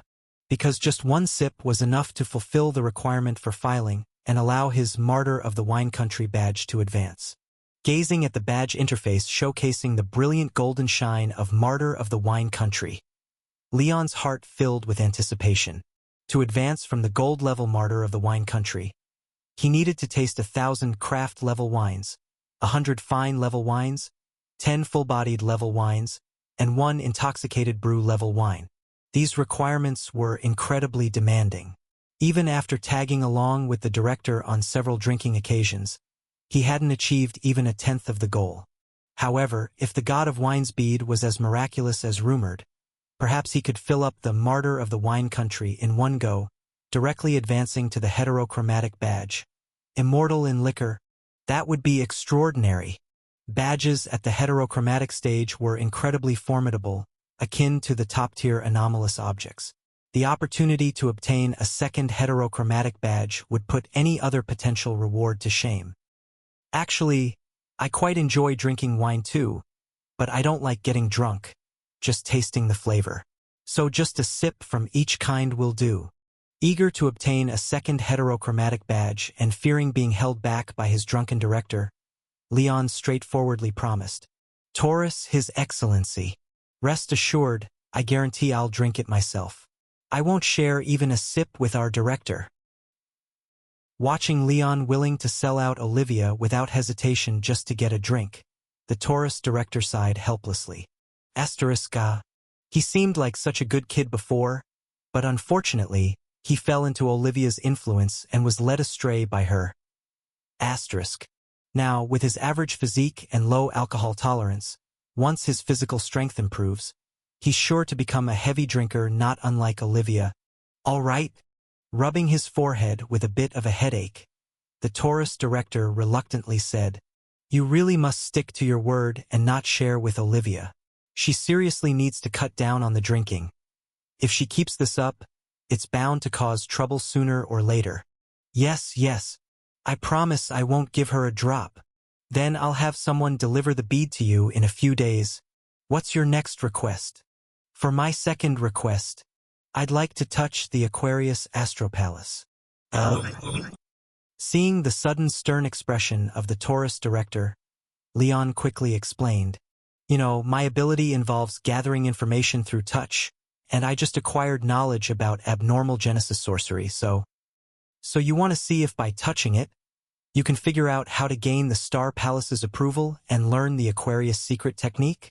Understanding Leon's idea more or less, the Taurus director reluctantly said, "This is a bit tricky. The Star Palaces that hold the 12 secret techniques are enormously large, and they're all zodiac star palaces, usually orbiting around the sun, so you certainly can't reach them.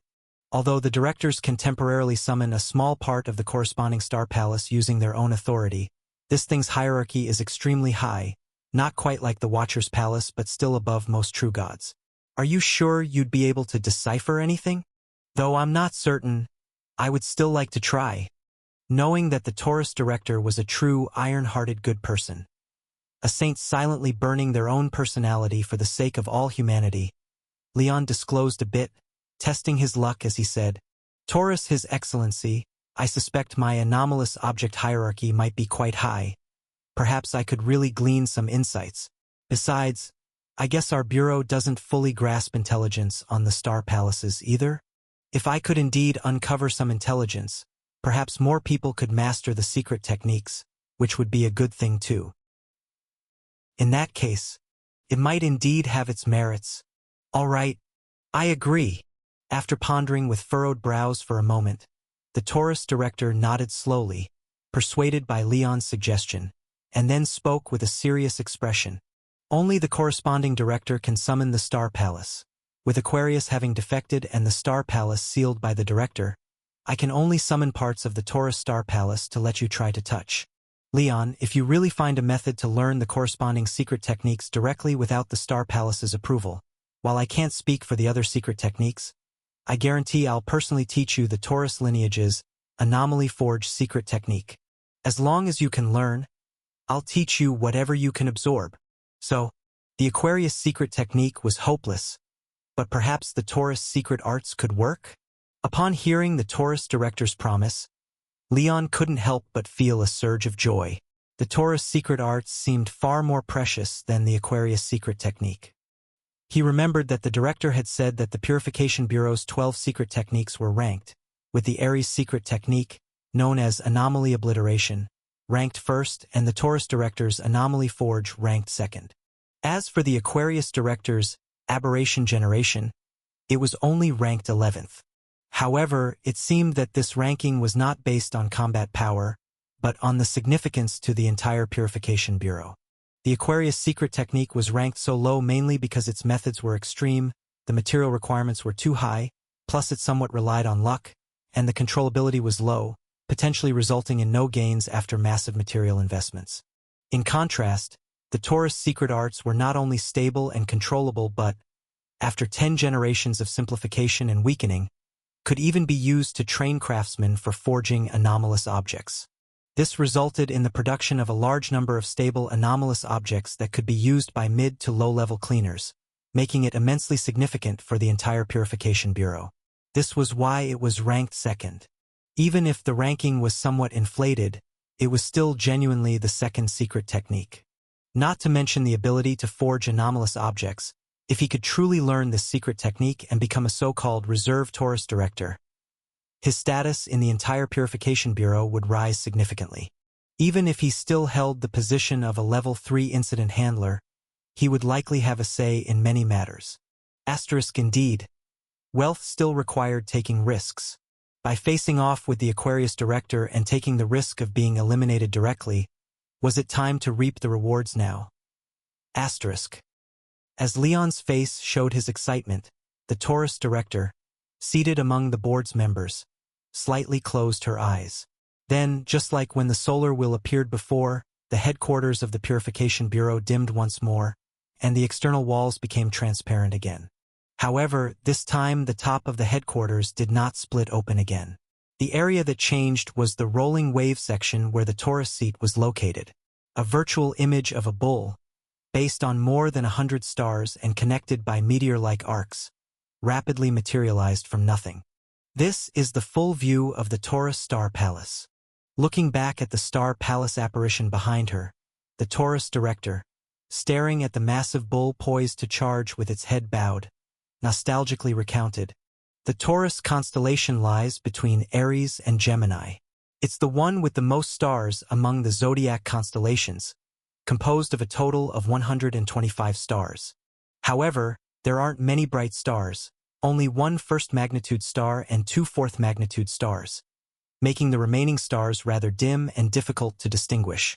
So, when the previous Taurus director was teaching me how to sense the Star Palace, he specifically told me that if you can't find the location of Taurus, look for the constellation penetrated by the ecliptic, the celestial equator, and the silver path lines together.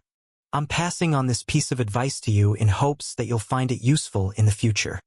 After briefly explaining how to locate the Taurus constellation, hinting at his expectations for Leon, the Taurus director slightly beckoned behind her. The mighty giant bull apparition then leapt from the wall of the headquarters, transforming into an ancient compass nearly as tall as a person. "Just touch this section here." After pointing to the angle between 1 o'clock and 2 o'clock of the compass part extending outward from the center, the Taurus director, with eyes filled with expectation, said, "I can only summon a part of the Star Palace here. The other positions belong to apparitions of other star palaces, and you can't touch them. Come on, Leon. I hope you can surprise me and everyone else. But don't feel too pressured. Even if there's no significant outcome, it's no big deal. I can still offer you some other reward. Go ahead. Feel it." The Taurus, His Excellency, was indeed affable, resembling a kind-hearted elder.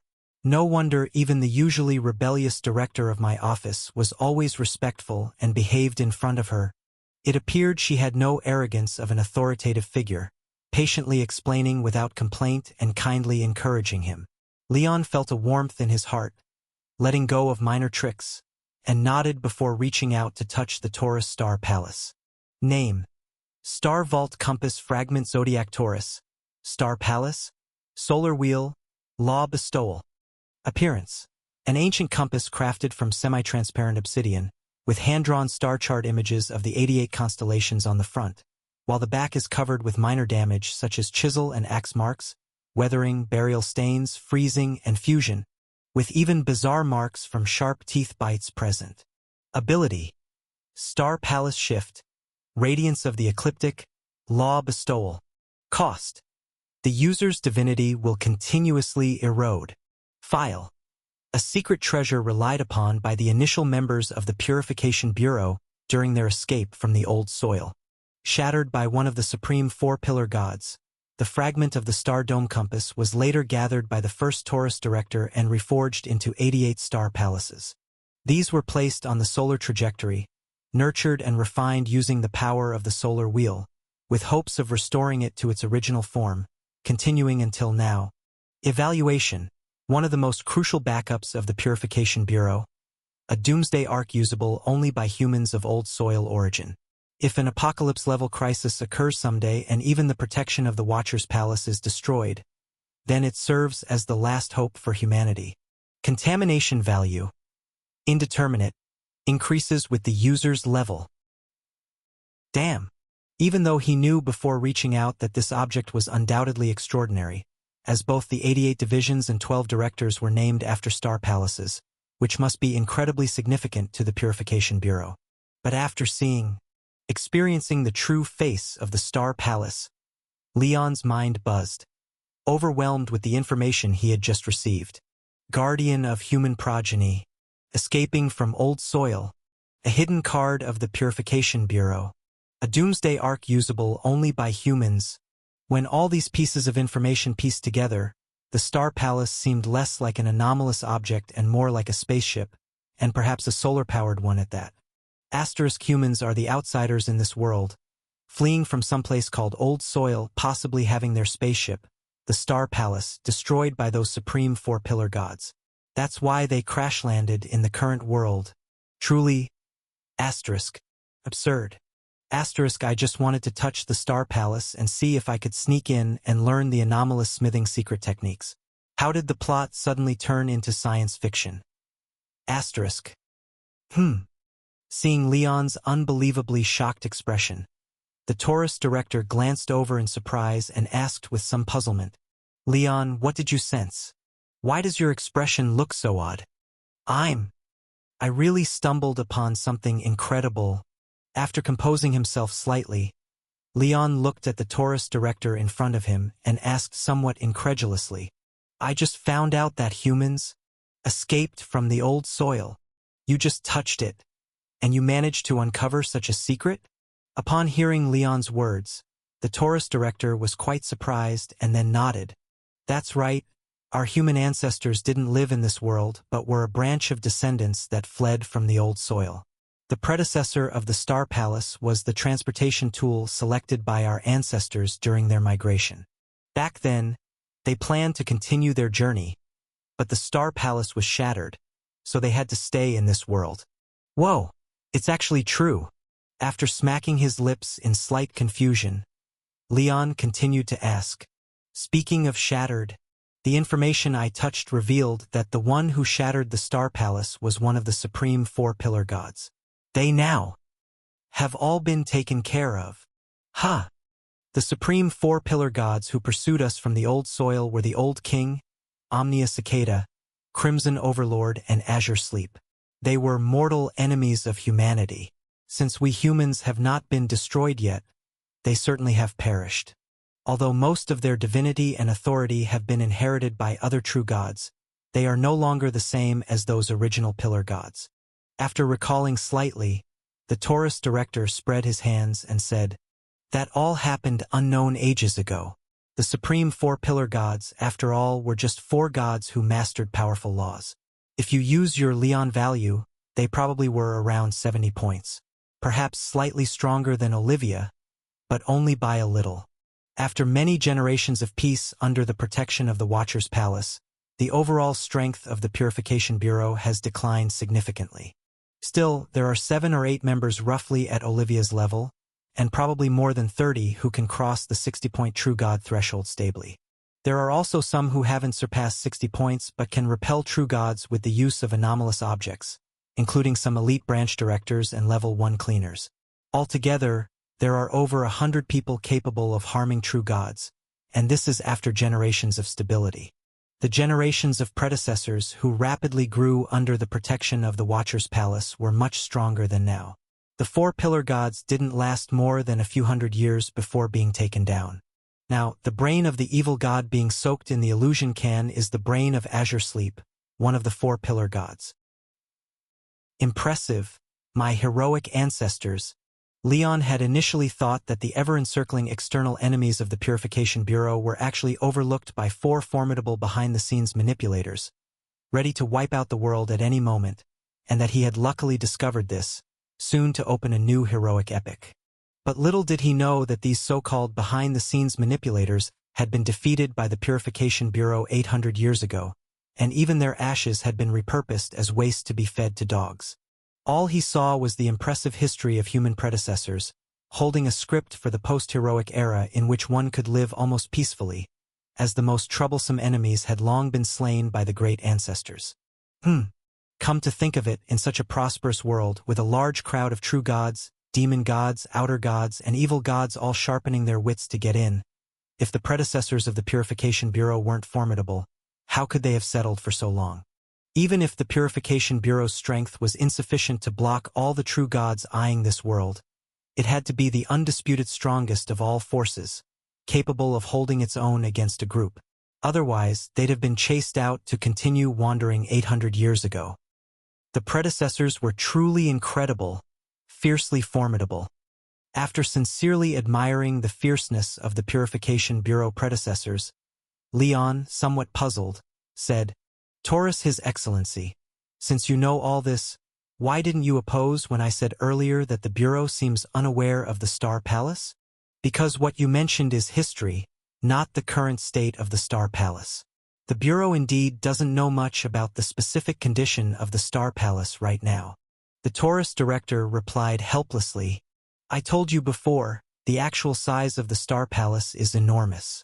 Bringing them back from near the sun just once is extremely troublesome. A round trip might take over 10 years and consume countless precious materials. So, after the initial Virgo director made a trip and delivered the 88 Star Palaces, the Bureau never retrieved them for inspection again, and no one knows if they've been fully nurtured. Besides, even if they aren't retrieved and continue to be placed near the sun, that won't hinder people from using the abilities of the Star Palace as long as there's no world-ending crisis necessitating escape. The summoning of the Star Palace has always responded, so nobody wanted to bring them back for checks. By the way, how's the condition of the Star Palace? Is it fully nurtured?" Indeed. Given human nature, such a doomsday arc wouldn't be urgently dealt with until the last minute. Moreover, the high levels of the Purification Bureau are notoriously lax. If they were diligent enough to test every 3 years and inspect every 5, that would indeed be something unusual. As for the state of the Star Palace, considering the words in the evaluation like one of the most important trump cards of the Purification Bureau, and the last hope of the human race, Leon confidently said, "Although it hasn't fully recovered, with still many scars on its back, the current Star Palace is no longer fragments. It should be considered fully nurtured." "That's great news," the Taurus director said happily. "Even if it might not be used, having such a thing is better than not. By the way, Leon, did you finally find a way to learn secret techniques bypassing the Star Palace?" "Well, I'm not sure if it's found, right? Besides those historical details, I discovered something very important." Suddenly recalling something, Leon furrowed his brows and reminded, "Taurus, His Excellency, my ability tells me that anyone holding the Star Palace will have their divinity continuously drained. That's no problem. It's intentional." What I mean is, during the forging of the Star Palace, this condition for usage was deliberately designed by the first Taurus director.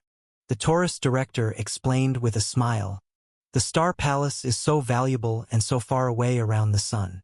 If we can't get to it in time, what if it's taken by other true gods? So we simply designed it so that anyone who touched it would have their divinity continuously drained, ensuring that no true god would want to seize it. But those affected, wooden cleaners with a Leon value over 60, touching the true god threshold, also lose their divinity. Let it drain." The Taurus director spread his hands and said, "To drain the lowest grade divinity completely would take 300 to 400 years or even longer, but humans don't have eternal life. At most, we can live about 150 years. Why concern ourselves with things so far off?" After hearing about this anti-theft measure, which sounded absurd yet undeniably effective, Leon couldn't help but curl his lips in speechless amazement. Those with insufficient skills couldn't touch the Star Palace, and those proficient enough didn't dare. If this was the logic, then even if they threw the Star Palace directly in front of a true god's doorstep, it likely wouldn't get lost. After giving a heartfelt thumbs up to the elder members of the Purification Bureau, knowing there was no danger in this regard, Leon didn't bring up the issue of divine leakage again. Instead, he looked at the last of the 3 abilities of the Taurus Star Palace, Law Bestowal. Without a doubt, this thing should be the true face of the 12 secret techniques. The 12 secret techniques of the Purification Bureau should actually be 12 corresponding laws. Ares's Anomaly Annihilation might be a law of destruction, while Taurus's Anomaly Forge was clearly a forging law, and so on.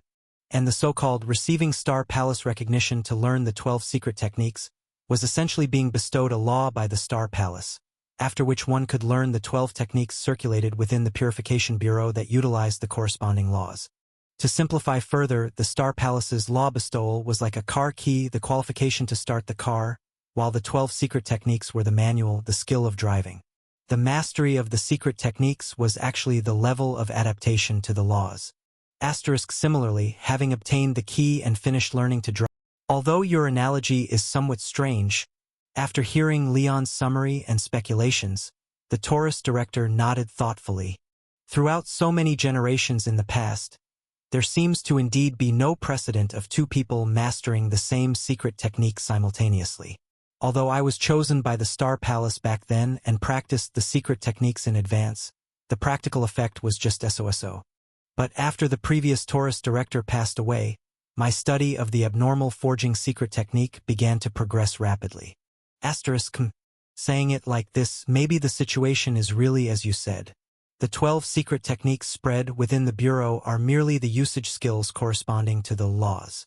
Only after obtaining a law bestowal from the Star Palace does one qualify to exercise the corresponding authority.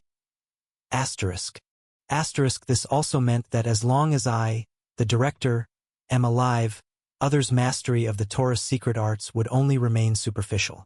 It is unlikely to cultivate many secret technique practitioners. Not saying this out loud, the Taurus director regretfully shook her head, then looked up at Leon and said, "It seems you can't learn my secret technique, at least not this year. How about changing to a different request? Taurus, His Excellency, I still want to give it another try." Looking at the prompt that appeared after touching and some exchanges, indicating due to understanding the ability and operation rules of the Star Vault Compass Fragment Zodiac Taurus, your resistance to this anomalous object has greatly increased, and you can already block extremely deep levels of influence. Leon persisted somewhat stubbornly. Although receiving a law bestowal from the Star Palace is necessary to learn the complete secret technique, besides you, there are others in the Bureau capable of forging anomalous objects. So I still want to try again, even if I can't master the complete anomaly forge secret technique. Learning a little something would be good. Since you insist, then okay. Seeing the slightly stubborn Leon, the Taurus director thought for a moment and did not persuade further, instead directly nodding in agreement, beckoning Leon to come before her. She then spoke gently and kindly. "Leon, I know you're not just looking to learn a little. You're hiding some secrets, hoping you might use this secret to learn the complete Taurus secret arts."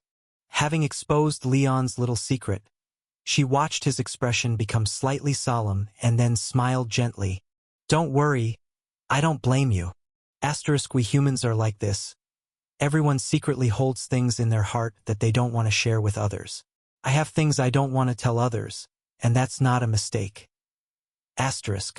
I'm telling you this to remind you that no matter what method you're planning to use, trying to learn the secret techniques without the Star Palace's recognition is tantamount to going against the Star Palace, and you might face suppression from the Taurus Star Palace.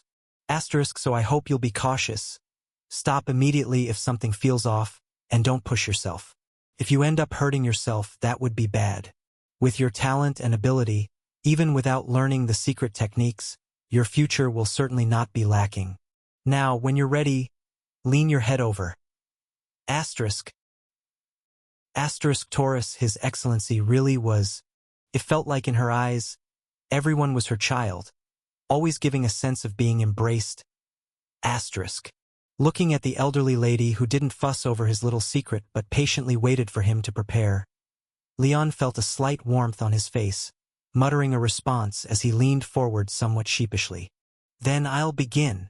After greeting Leon, the Taurus director's slightly aged fingers caught a trace of dark brown radiance, slowly pressing it towards Leon's forehead. Then, as if pressed by a flashlight, Leon's forehead began to slightly glow, the dark brown luminescence gently dispersing upon contact, like raindrops nourishing the soil, seeped drop by drop into Leon's mind. Our Taurus lineage's abnormal forging secret technique, to be honest, is not that difficult, and is somewhat similar to the craft of metal forging. Accompanied by the leisurely narrative, an old man with a slightly hunched back popped into Leon's mind. He raised his hand, pointed to a blazing hot furnace, and with a chuckle, explained to the apprentices behind him, "Find the right anomaly or material, heat it just like you would iron or, using your strength to heat it up. Once it's heated to a point where it loses stable form and rules, the preparation work is done." The next steps are quite similar as well.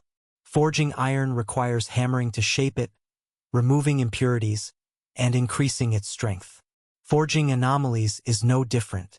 Use your willpower and mind as your hammer, let the anomalies form and rules shift towards the direction you desire, then carefully sort them out, removing unnecessary chaotic rules, and distribute the limited strength towards the most appropriate directions. Understand. Understood. While the group of apprentices looked troubled, a young man with a square head stood out confidently and summarized. So you first blast it with heat. Then, when it's done heating, smash it with all your might. Once it's all smashed, the anomaly will be forged. Exactly. It's just that simple. The old man, hearing this, was overjoyed. He took a deep breath through the gap where a tooth was missing and cheerfully waved his hand, conjuring dozens of grotesque creatures as tall as 3 stories, with blood flames spewing from their nostrils. Come on. These are all offspring of the blood flame demon god. I grabbed them from its haven while I was chasing it in the abyss last month. Everyone take one back to burn. Once you understand, come back to learn the next steps. Seeing the apprentices attempting to burn, but chaotically chased by materials and even getting burnt with blisters from the blood flames, Leon clicked his tongue in speechless dismay. Asterisk, the Purification Bureau seniors really had quite the rough teaching methods. Speaking of which, Taurus, His Excellency's way of teaching him the secret technique was directly by giving him a piece of memory. So, was this a Taurus director learning the secret technique? Asterisk. The long stretch of memories continued.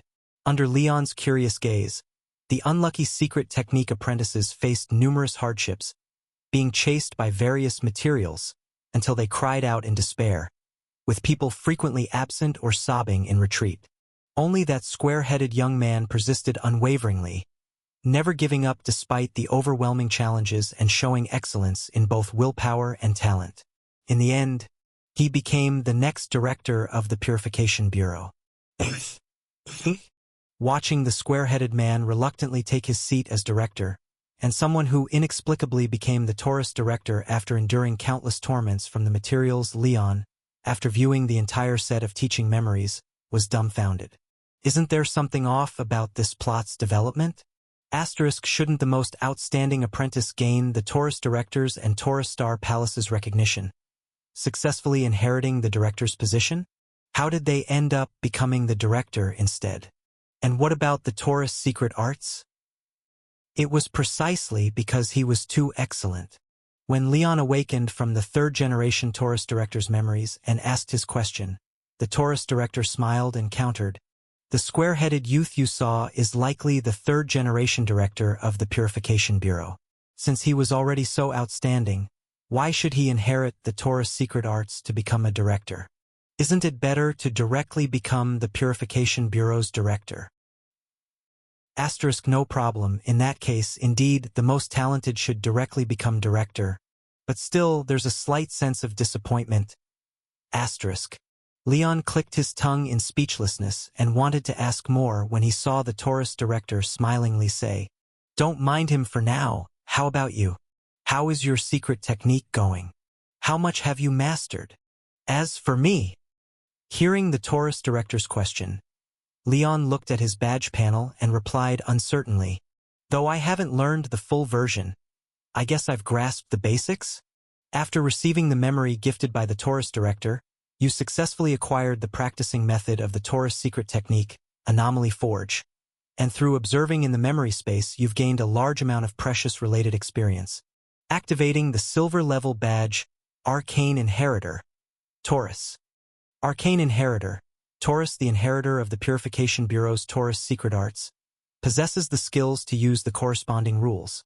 Yet due to the fact that the corresponding rules have been occupied by the Taurus Star Palace, it is nearly impossible to summon them without the grantor's endowment, thus only counting as a skill in slaying dragons. Badge effect. Even though you are missing the support of the corresponding rules, having witnessed the entire process of the third-generation director of the Purification Bureau and the third-generation Taurus director practicing the Taurus secret arts, you still earn the qualification to use a degraded version of the Taurus secret arts, enabling you to utilize the traits of anomalous materials in your hands, forging anomalies far below your corrosion value level. Advancement route.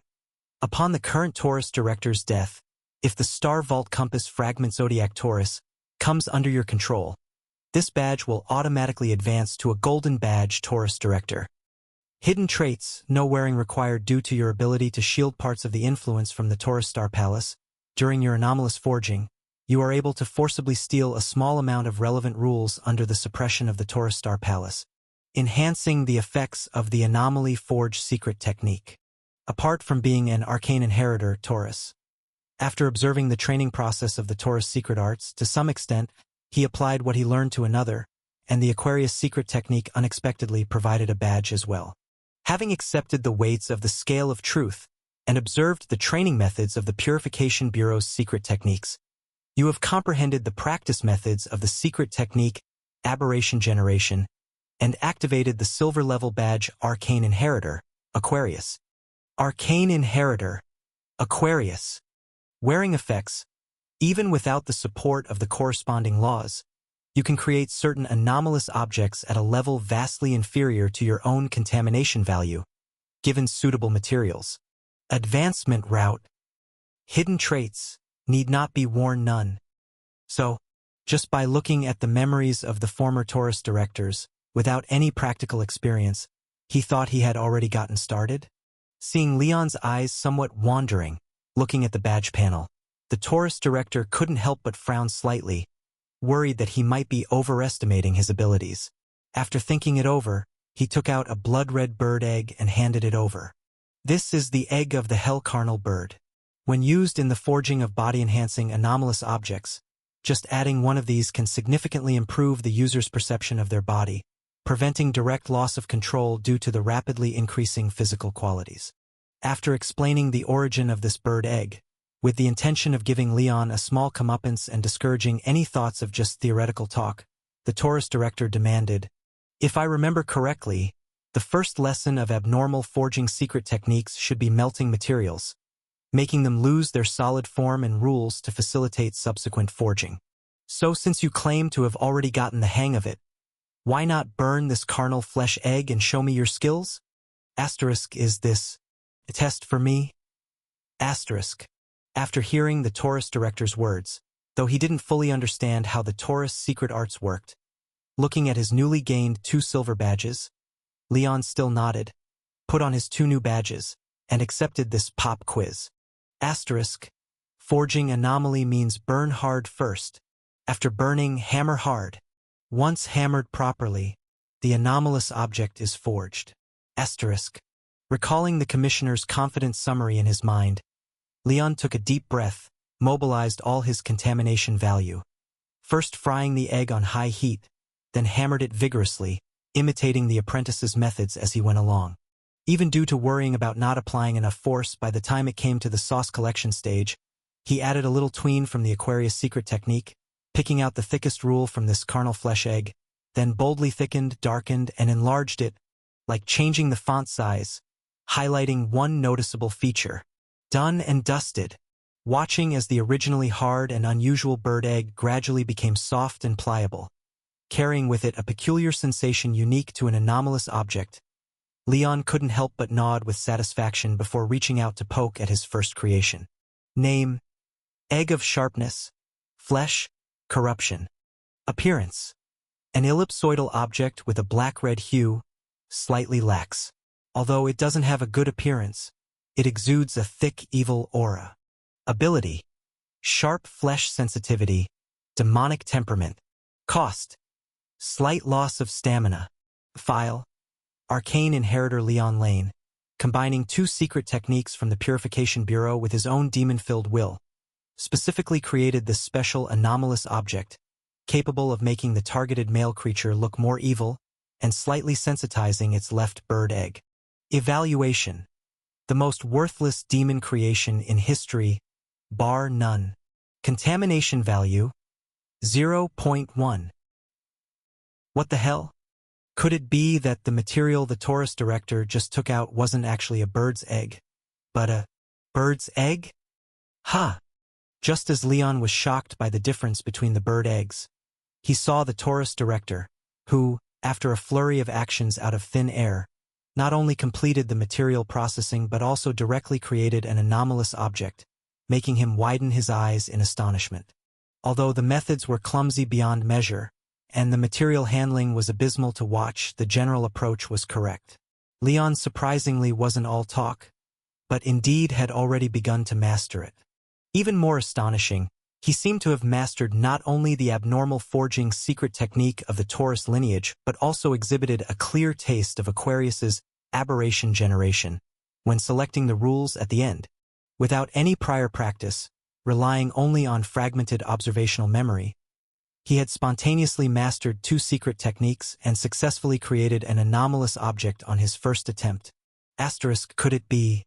This kid wasn't just talk, but had enough confidence in his abilities, perhaps even akin to the traitorous Aquarius director, a super genius in secret techniques.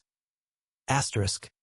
With eyes full of expectation, he beckoned, taking the bird egg that had turned into an anomalous object to inspect its quality closely. The smile on the Taurus director's face immediately deepened by several degrees. Not bad. I underestimated you. Looking at the newly crafted anomalous object in his hand, although roughly and crudely made, the internal rules were balanced, flowing smoothly without any glaring errors. The delighted Taurus director couldn't help but praise. I initially thought that since you hadn't been exposed to secret techniques before, just successfully processing the materials would be commendable. Who knew you'd actually create a complete anomalous object? Let me see. This feels like the cost of use has been greatly minimized, seemingly belonging to the most basic physical exhaustion type, but also the most stable type for beginners, a rather wise choice. As for abilities, primarily flesh and blood rules with supportive demon rules, it seems to be a dual ability anomalous object, and the release process is quite secretive. Not bad. Really very good.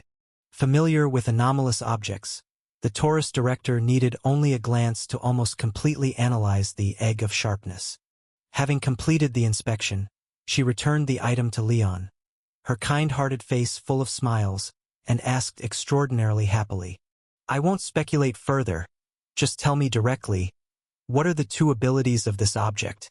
After hesitating slightly, Leon, with a somewhat drifting gaze, answered. The first ability is the corruption attribute, which causes a person's aura to become more evil, making them appear more like a demon. I see. The Taurus director pondered for a moment, then nodded and said, though a bit niche, having this as an additional secondary ability is better than none. And the primary ability derived from flesh and blood rules? What's the effect? In front of a kindly, elderly female, Leon felt too embarrassed to speak frankly, so he evasively explained. As for the primary ability, as you said, it's a flesh-enhancing type, making certain organs more sensitive. Be more specific. Hearing this, the Taurus director frowned and then solemnly advised. Leon, not everyone can obtain anomalous object intelligence like you by just touching it. If you eventually intend to become an anomalous object craftsman and forge objects for others, remember that your descriptions must be as precise as possible. Exactly what organ does this strengthen? Egg. And only the left one. Egg? What egg? Initially not understanding Leon's meaning, the Taurus director was about to ask again. But after seeing his hesitant demeanor, she immediately grasped the specific implication of this egg, and the kind smile stiffened on her face. Just that. Just that. The old and the young exchanged glances in silence for quite a while, until the Taurus director finally broke the silence. She turned her head slightly awkwardly, her expression strange, and said, "Well, it's all right, although the outcome is a bit too original. When I watched your operation, it was indeed under the Taurus secret arts." So your talent in secret arts is indeed exceptional.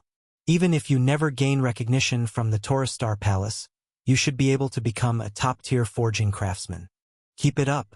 We, the older generation, have reached the time to gradually step down. The future of the Purification Bureau depends on young people like you. Thank you for your great kindness.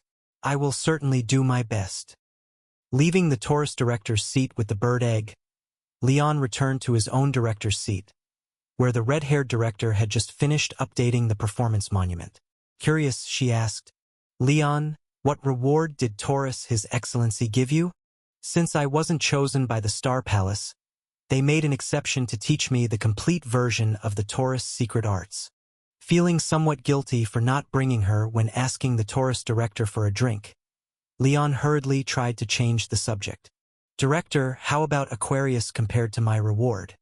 Has he discovered the strand of hair I secretly placed on him?" "Not yet."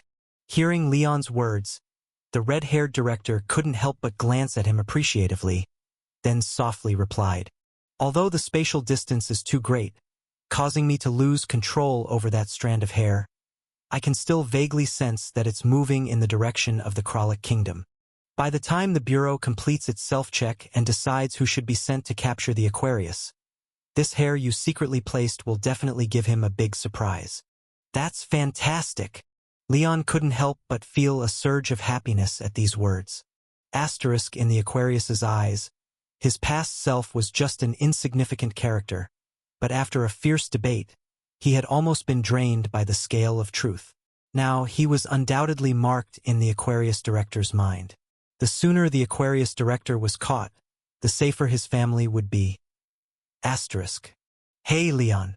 As Leon tried to recall the scenes from back then, pondering if there was any way to hasten the demise of the Aquarius director, the red-haired director suddenly remembered something and instructed, "The sun is almost setting. You, Jerry, and Prince Joshua will likely be sent back to the capital city the moment the sun sets. I need 2 to 3 days to wrap things up here. Although Emma has been cleared of suspicion, it will still take a day or two for her to return, which means only you and Jerry will be here at the Bureau tomorrow."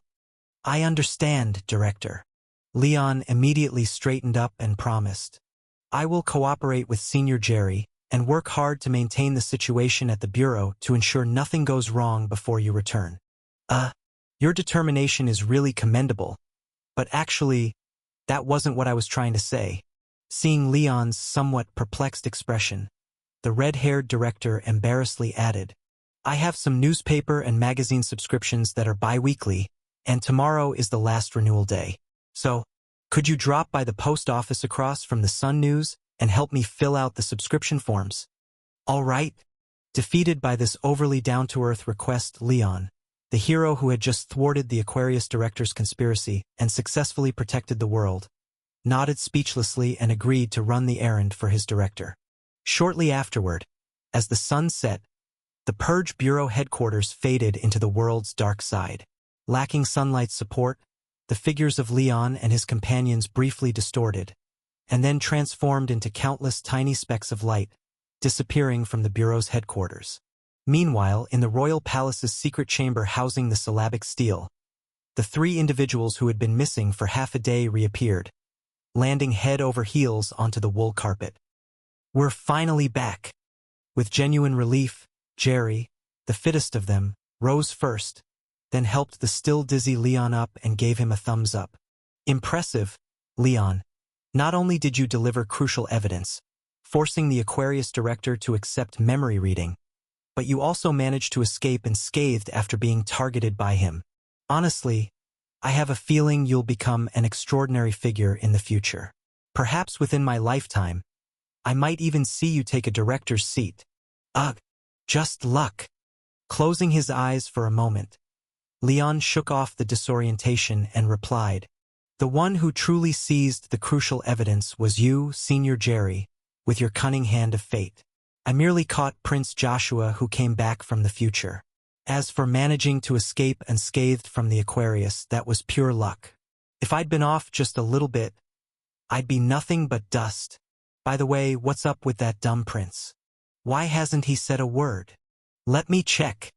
Upon hearing Leon's question, Senior Jerry released the now steady Leon and examined Prince Freckles on the carpet.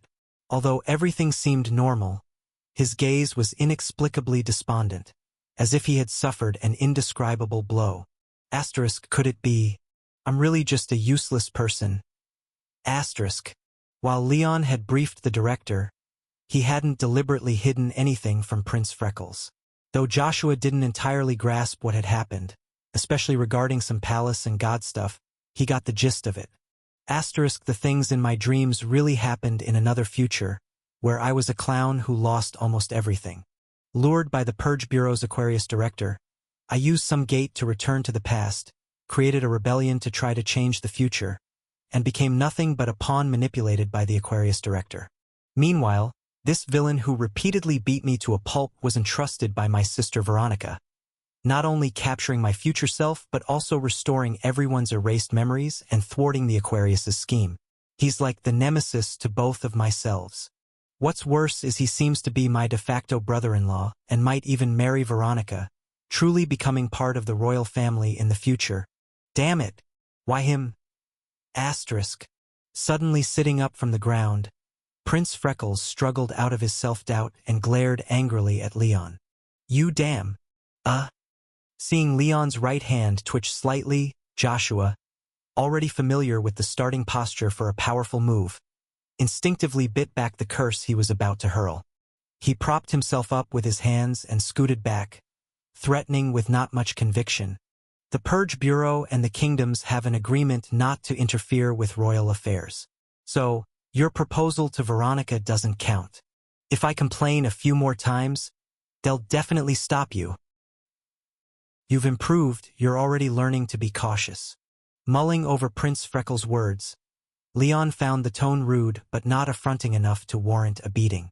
Regretfully clicking his tongue, he decided to ignore him and turned to leave the chamber. Just then, Prince Freckles called out from behind, "Hey, have you ever considered working with me?" Oh? Asterisk, wow, is Joshua really saying this? Did someone else take over in just a short while? Asterisk. Stay calm, make judgments rationally, try to win over talented individuals, engage in beneficial exchanges targeted at what matters most to each person, and even dealing with enemies if necessary. Watching Leon turn back in surprise, the matured Prince Freckles, recalling past advice he'd once scoffed at, forced down his old grievances and promised calmly, "The reasons you side with Veronica are either for power, wealth, or beauty, all of which I can offer you. Perhaps even more than she can. What's more, compared to Veronica, I have a clear advantage she absolutely doesn't. I know what happens in the future." Seeing Leon didn't leave but rather started scrutinizing him, Joshua, for the first time feeling like he was leading the conversation, couldn't help but curl his lips into a confident smile. Asterisk, I've got this. Even if, in the original future, I was an incompetent clown, nothing's happened yet. With the future's memories, from now on, if I try hard, I can definitely change it. As for this guy in front of me, aside from the Bureau's background, he's just a duke who lucked out. In the past, I just tried to kick him away, of course he bit me back hard. But if I threw a few bone scraps smeared with grease his way, he'd wag his tail at me like a... Asterisk. If you hadn't said anything, I might have almost forgotten. Looking at the confident Prince Freckles before him, Leon couldn't help but flash a kind smile. He then took out paper and pen from the small mirror he always carried and handed them over, speaking with a smile. "Come on. Write down everything you know about the future, especially intelligence on the Kralik Kingdom. Don't leave anything out. For instance, what mineral resources do Kralik Kingdom's agents know about? Why are they invading the kingdom? When did they invade? And what has the Aquarius director been up to in the future? Jot down everything you know. Don't miss a single piece. You what? Having checked Joshua's soul and confirmed no switch, Leon immediately put on a stern face. In the midst of Prince Freckles' shock and anger, he first pointed at the paper and pen in his hands, then shook his right hand. Either write that, or take this beating, your choice. Facing the two choices presented by Leon, Prince Freckles uncharacteristically stood his ground. He didn't choose to directly hand over the intelligence, nor did he choose to take Leon's slap hard. Instead, he bravely carved out a third path. First, he took a beating, then tearfully handed over the intelligence about the future. What were you even thinking? Seeing Joshua, with snot and tears mingled into a mess, still covering his swollen cheek while glaring at him indignantly, Leon couldn't help but sigh, feeling that he might have overdone it a bit this time. Even though he carried the title of prince and was causing trouble everywhere, Prince Freckles was actually younger than his sister Anna. He hadn't even grown a beard yet and was still essentially a half-grown child. Not only did Leon rely on force to beat him up, but he also snatched his things, which was somewhat immoral. But since this intelligence concerned the future of many people in the kingdom, and possibly the safety of the Watcher's Palace, even the safety of all humanity, it absolutely could not be overlooked. Maybe the next time Joshua has an episode, Leon could hold back and hit him one less time, considering this as an advance payment. As Prince Freckles sniffled and began to dictate from memory, Senior Jerry had already returned to the bureau ahead of time. Having decided on advancing the payment, Leon took out a head of lamb, asked Prince Freckles a few questions to confirm the intelligence's authenticity, then directly took out the plague-infected blood band and wrapped it around his face to reduce the swelling. He then quickly left the royal palace and called a carriage to head to the Purification Bureau. So that's how it is.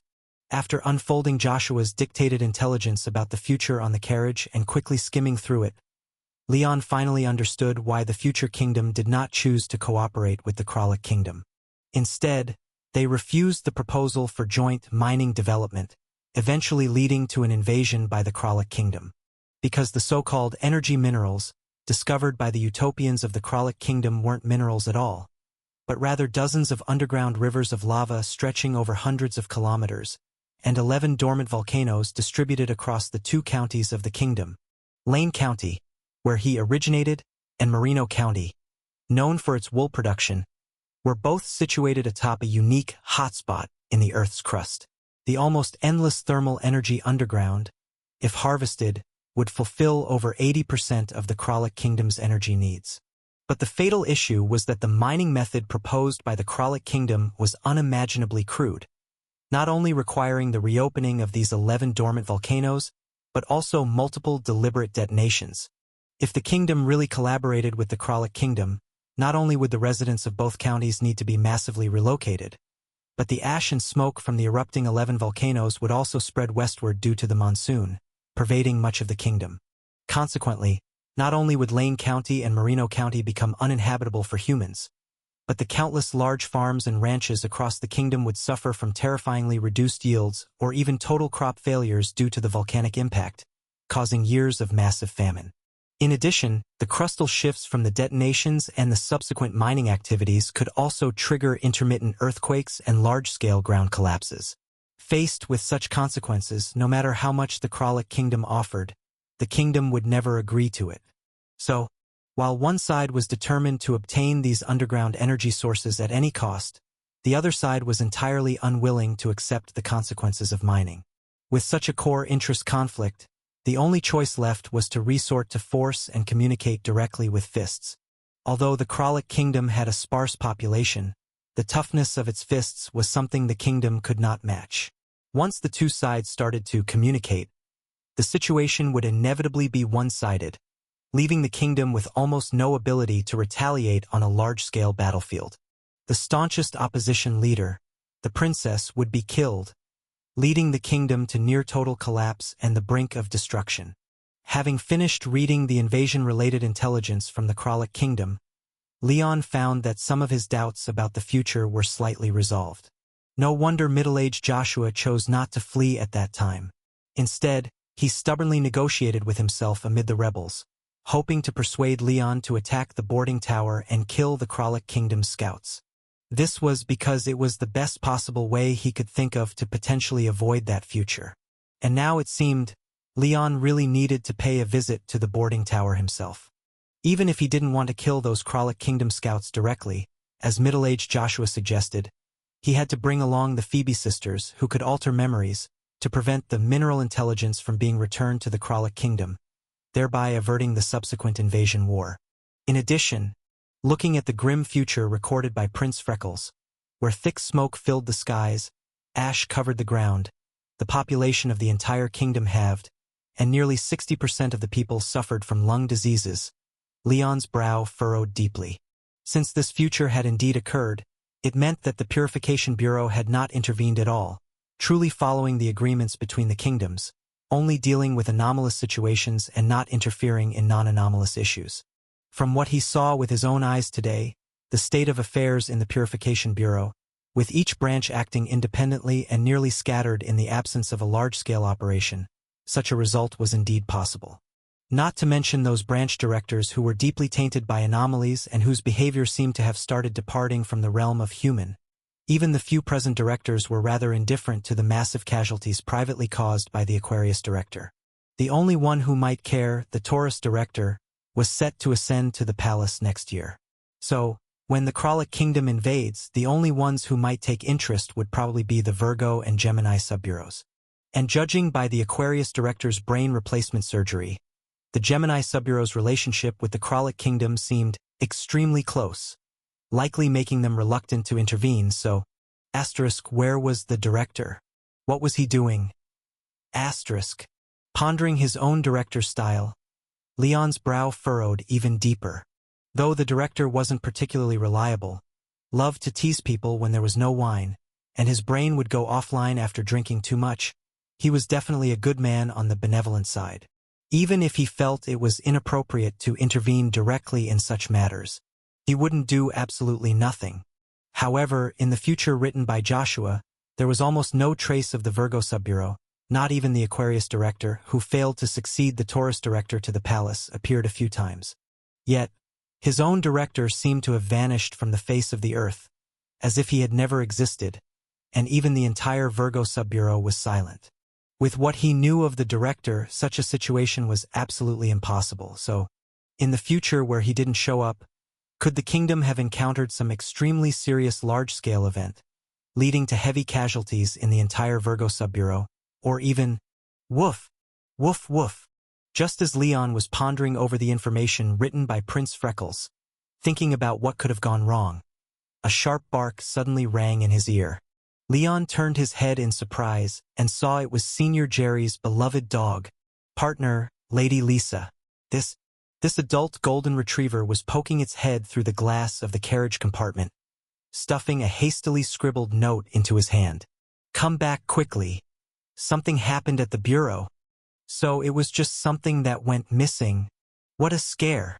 Looking at the director's office, which seemed to have been ransacked by someone unknown, Leon, who had been momentarily frightened, let out a sigh of relief. He then looked somewhat speechlessly at Senior Jerry, who had falsely reported a military situation.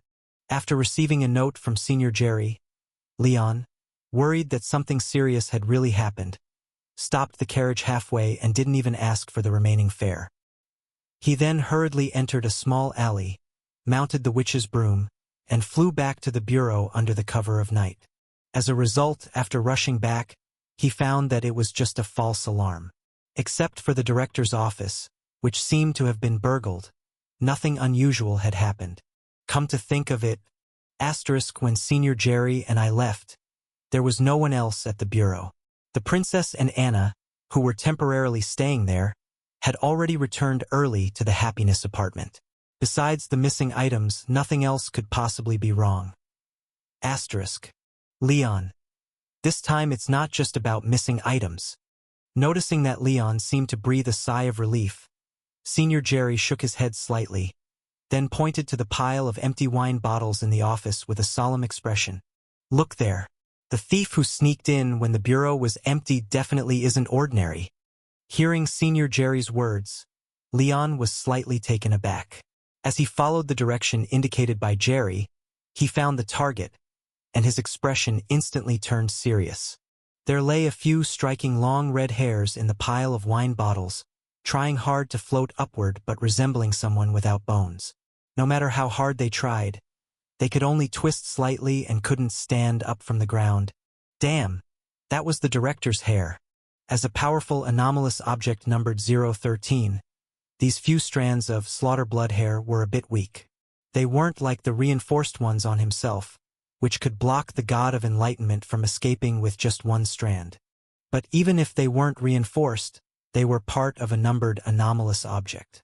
No matter how strong they were, their hierarchy definitely surpassed the threshold of the true god. At the very least, level 2 and 3 cleaners absolutely couldn't handle them. Anyone capable of taking care of these strands of hair likely had a skill level similar to Senior Emma. They should be at the first level cleaner level and, if caught off guard, could also easily deal with Jerry and him. And this meant that if he and Senior Jerry hadn't gone to see Prince Freckles and been shifted to the headquarters by Star Palace, they would have run into this incredibly skilled thief. If the reinforced hair on himself couldn't withstand the thief's ability, then they would be dead. Honestly, I owe you one this time. Looking at the fluttering red hair on the ground, Senior Jerry took a deep breath and, with lingering fear, said to Leon, "If you hadn't suggested going to see that prince and insisted that I go with you, I would definitely have stayed at the bureau myself. If this thief were one of those ruthless types, I'd probably be dead by now. It wasn't just you who almost died." Entering the director's office, Leon cautiously checked around. After finding half a bloody handprint on the windowsill, he let out a long sigh of relief with his eyes full of gratitude. If he hadn't been careful enough, letting the princess and Anna return to the happiness apartment when leaving the Purification Bureau, who knew if they would have been in danger? And because of his overcautiousness, not only was there no loss of life, but he also received another piece of good news. Looking in the direction of the bloody handprint, Leon found a large amount of sprayed blood on the outer wall of the office building and the grass outside the window, which slightly relieved his tense expression. Although this thief was strong enough to subdue the director's hair, they weren't unscathed. They seemed to have been fiercely cut several times by the slaughter blood hair. Judging by the terrifying amount of blood, they were probably half dead, so there was no worry about them returning anytime soon. As for the thief's origins and purpose, standing 2 meters away, using the power of the Holy Spirit pendant, Leon cautiously rummaged through the director's drawers and couldn't help but show a knowing look on his face. Just as he expected, the fake photo the director replicated had already been taken. It seemed that the Aquarius director, who was accustomed to multiple layers of security, not only arranged for middle-aged Joshua as a backup, but also sent another wave of people to retrieve the photo after finding a way to send Senior Emma away. Originally, the Aquarius director's plan might have been to let this thief temporarily deal with the director's possible backup, then have middle-aged Joshua retrieve the photo, and both would use the Beyond the Gate for a quick escape, completing the theft without a hitch. However, Leon caught middle-aged Joshua in advance, letting down the thief. After waiting in vain for Joshua, noticing the Purification Bureau was not guarded and boldly broke into the director's office, rummaging through the drawer for the photo, barely escaping being killed by those strands of hair, exceeding the Aquarius director's orders. Yet, unfortunately, all he took was the director's prepared fake photo. The thief's efforts were utterly in vain. Using the hand formed by the Holy Spirit pendant to pick up a few blood hair strands in the grass outside the window and placing them with the ones on the wine bottle pile, Leon turned to Senior Jerry and cautiously asked, "Senior Jerry, do you think your friends can?" "No, they can't." Knowing what Leon wanted to ask, Senior Jerry shook his head helplessly. This person likely has an anomalous object capable of handling their aura. Anything leaving the body loses its scent, even the blood. The ants followed the blood trail for 2 streets but couldn't track him any further. Asterisk indeed. I didn't smell anything upon entering, or I wouldn't have missed the hair on the ground. Asterisk. Moving to the window, Leon slightly sniffed and found that, even with such a terrifying amount of blood outside, there wasn't any lingering blood smell. He sighed, abandoning the thought of capturing the thief while they were injured. Since the thief was so well prepared, he could only wait for the director to return and hope things would stay calm in the coming days, without any more mishaps. Oh, right, he still had to visit the post office across from the Sun News tomorrow to renew her newspaper subscriptions. Shaking his head helplessly, Leon opened the side drawer of the director's desk, searched the document area, and took out all the newspapers and magazines inside. The Sun News, Daily News, Royal Mail News, Charming Focus, Weapon Industry, Wine Traveler, Boy's Little Thoughts. The newspapers and magazines the director asked him to renew should be these. Wait. Flipping through the thick stack of newspapers, Leon couldn't help but show a suspicious look when he found only a few pages of the Sun News had been clipped.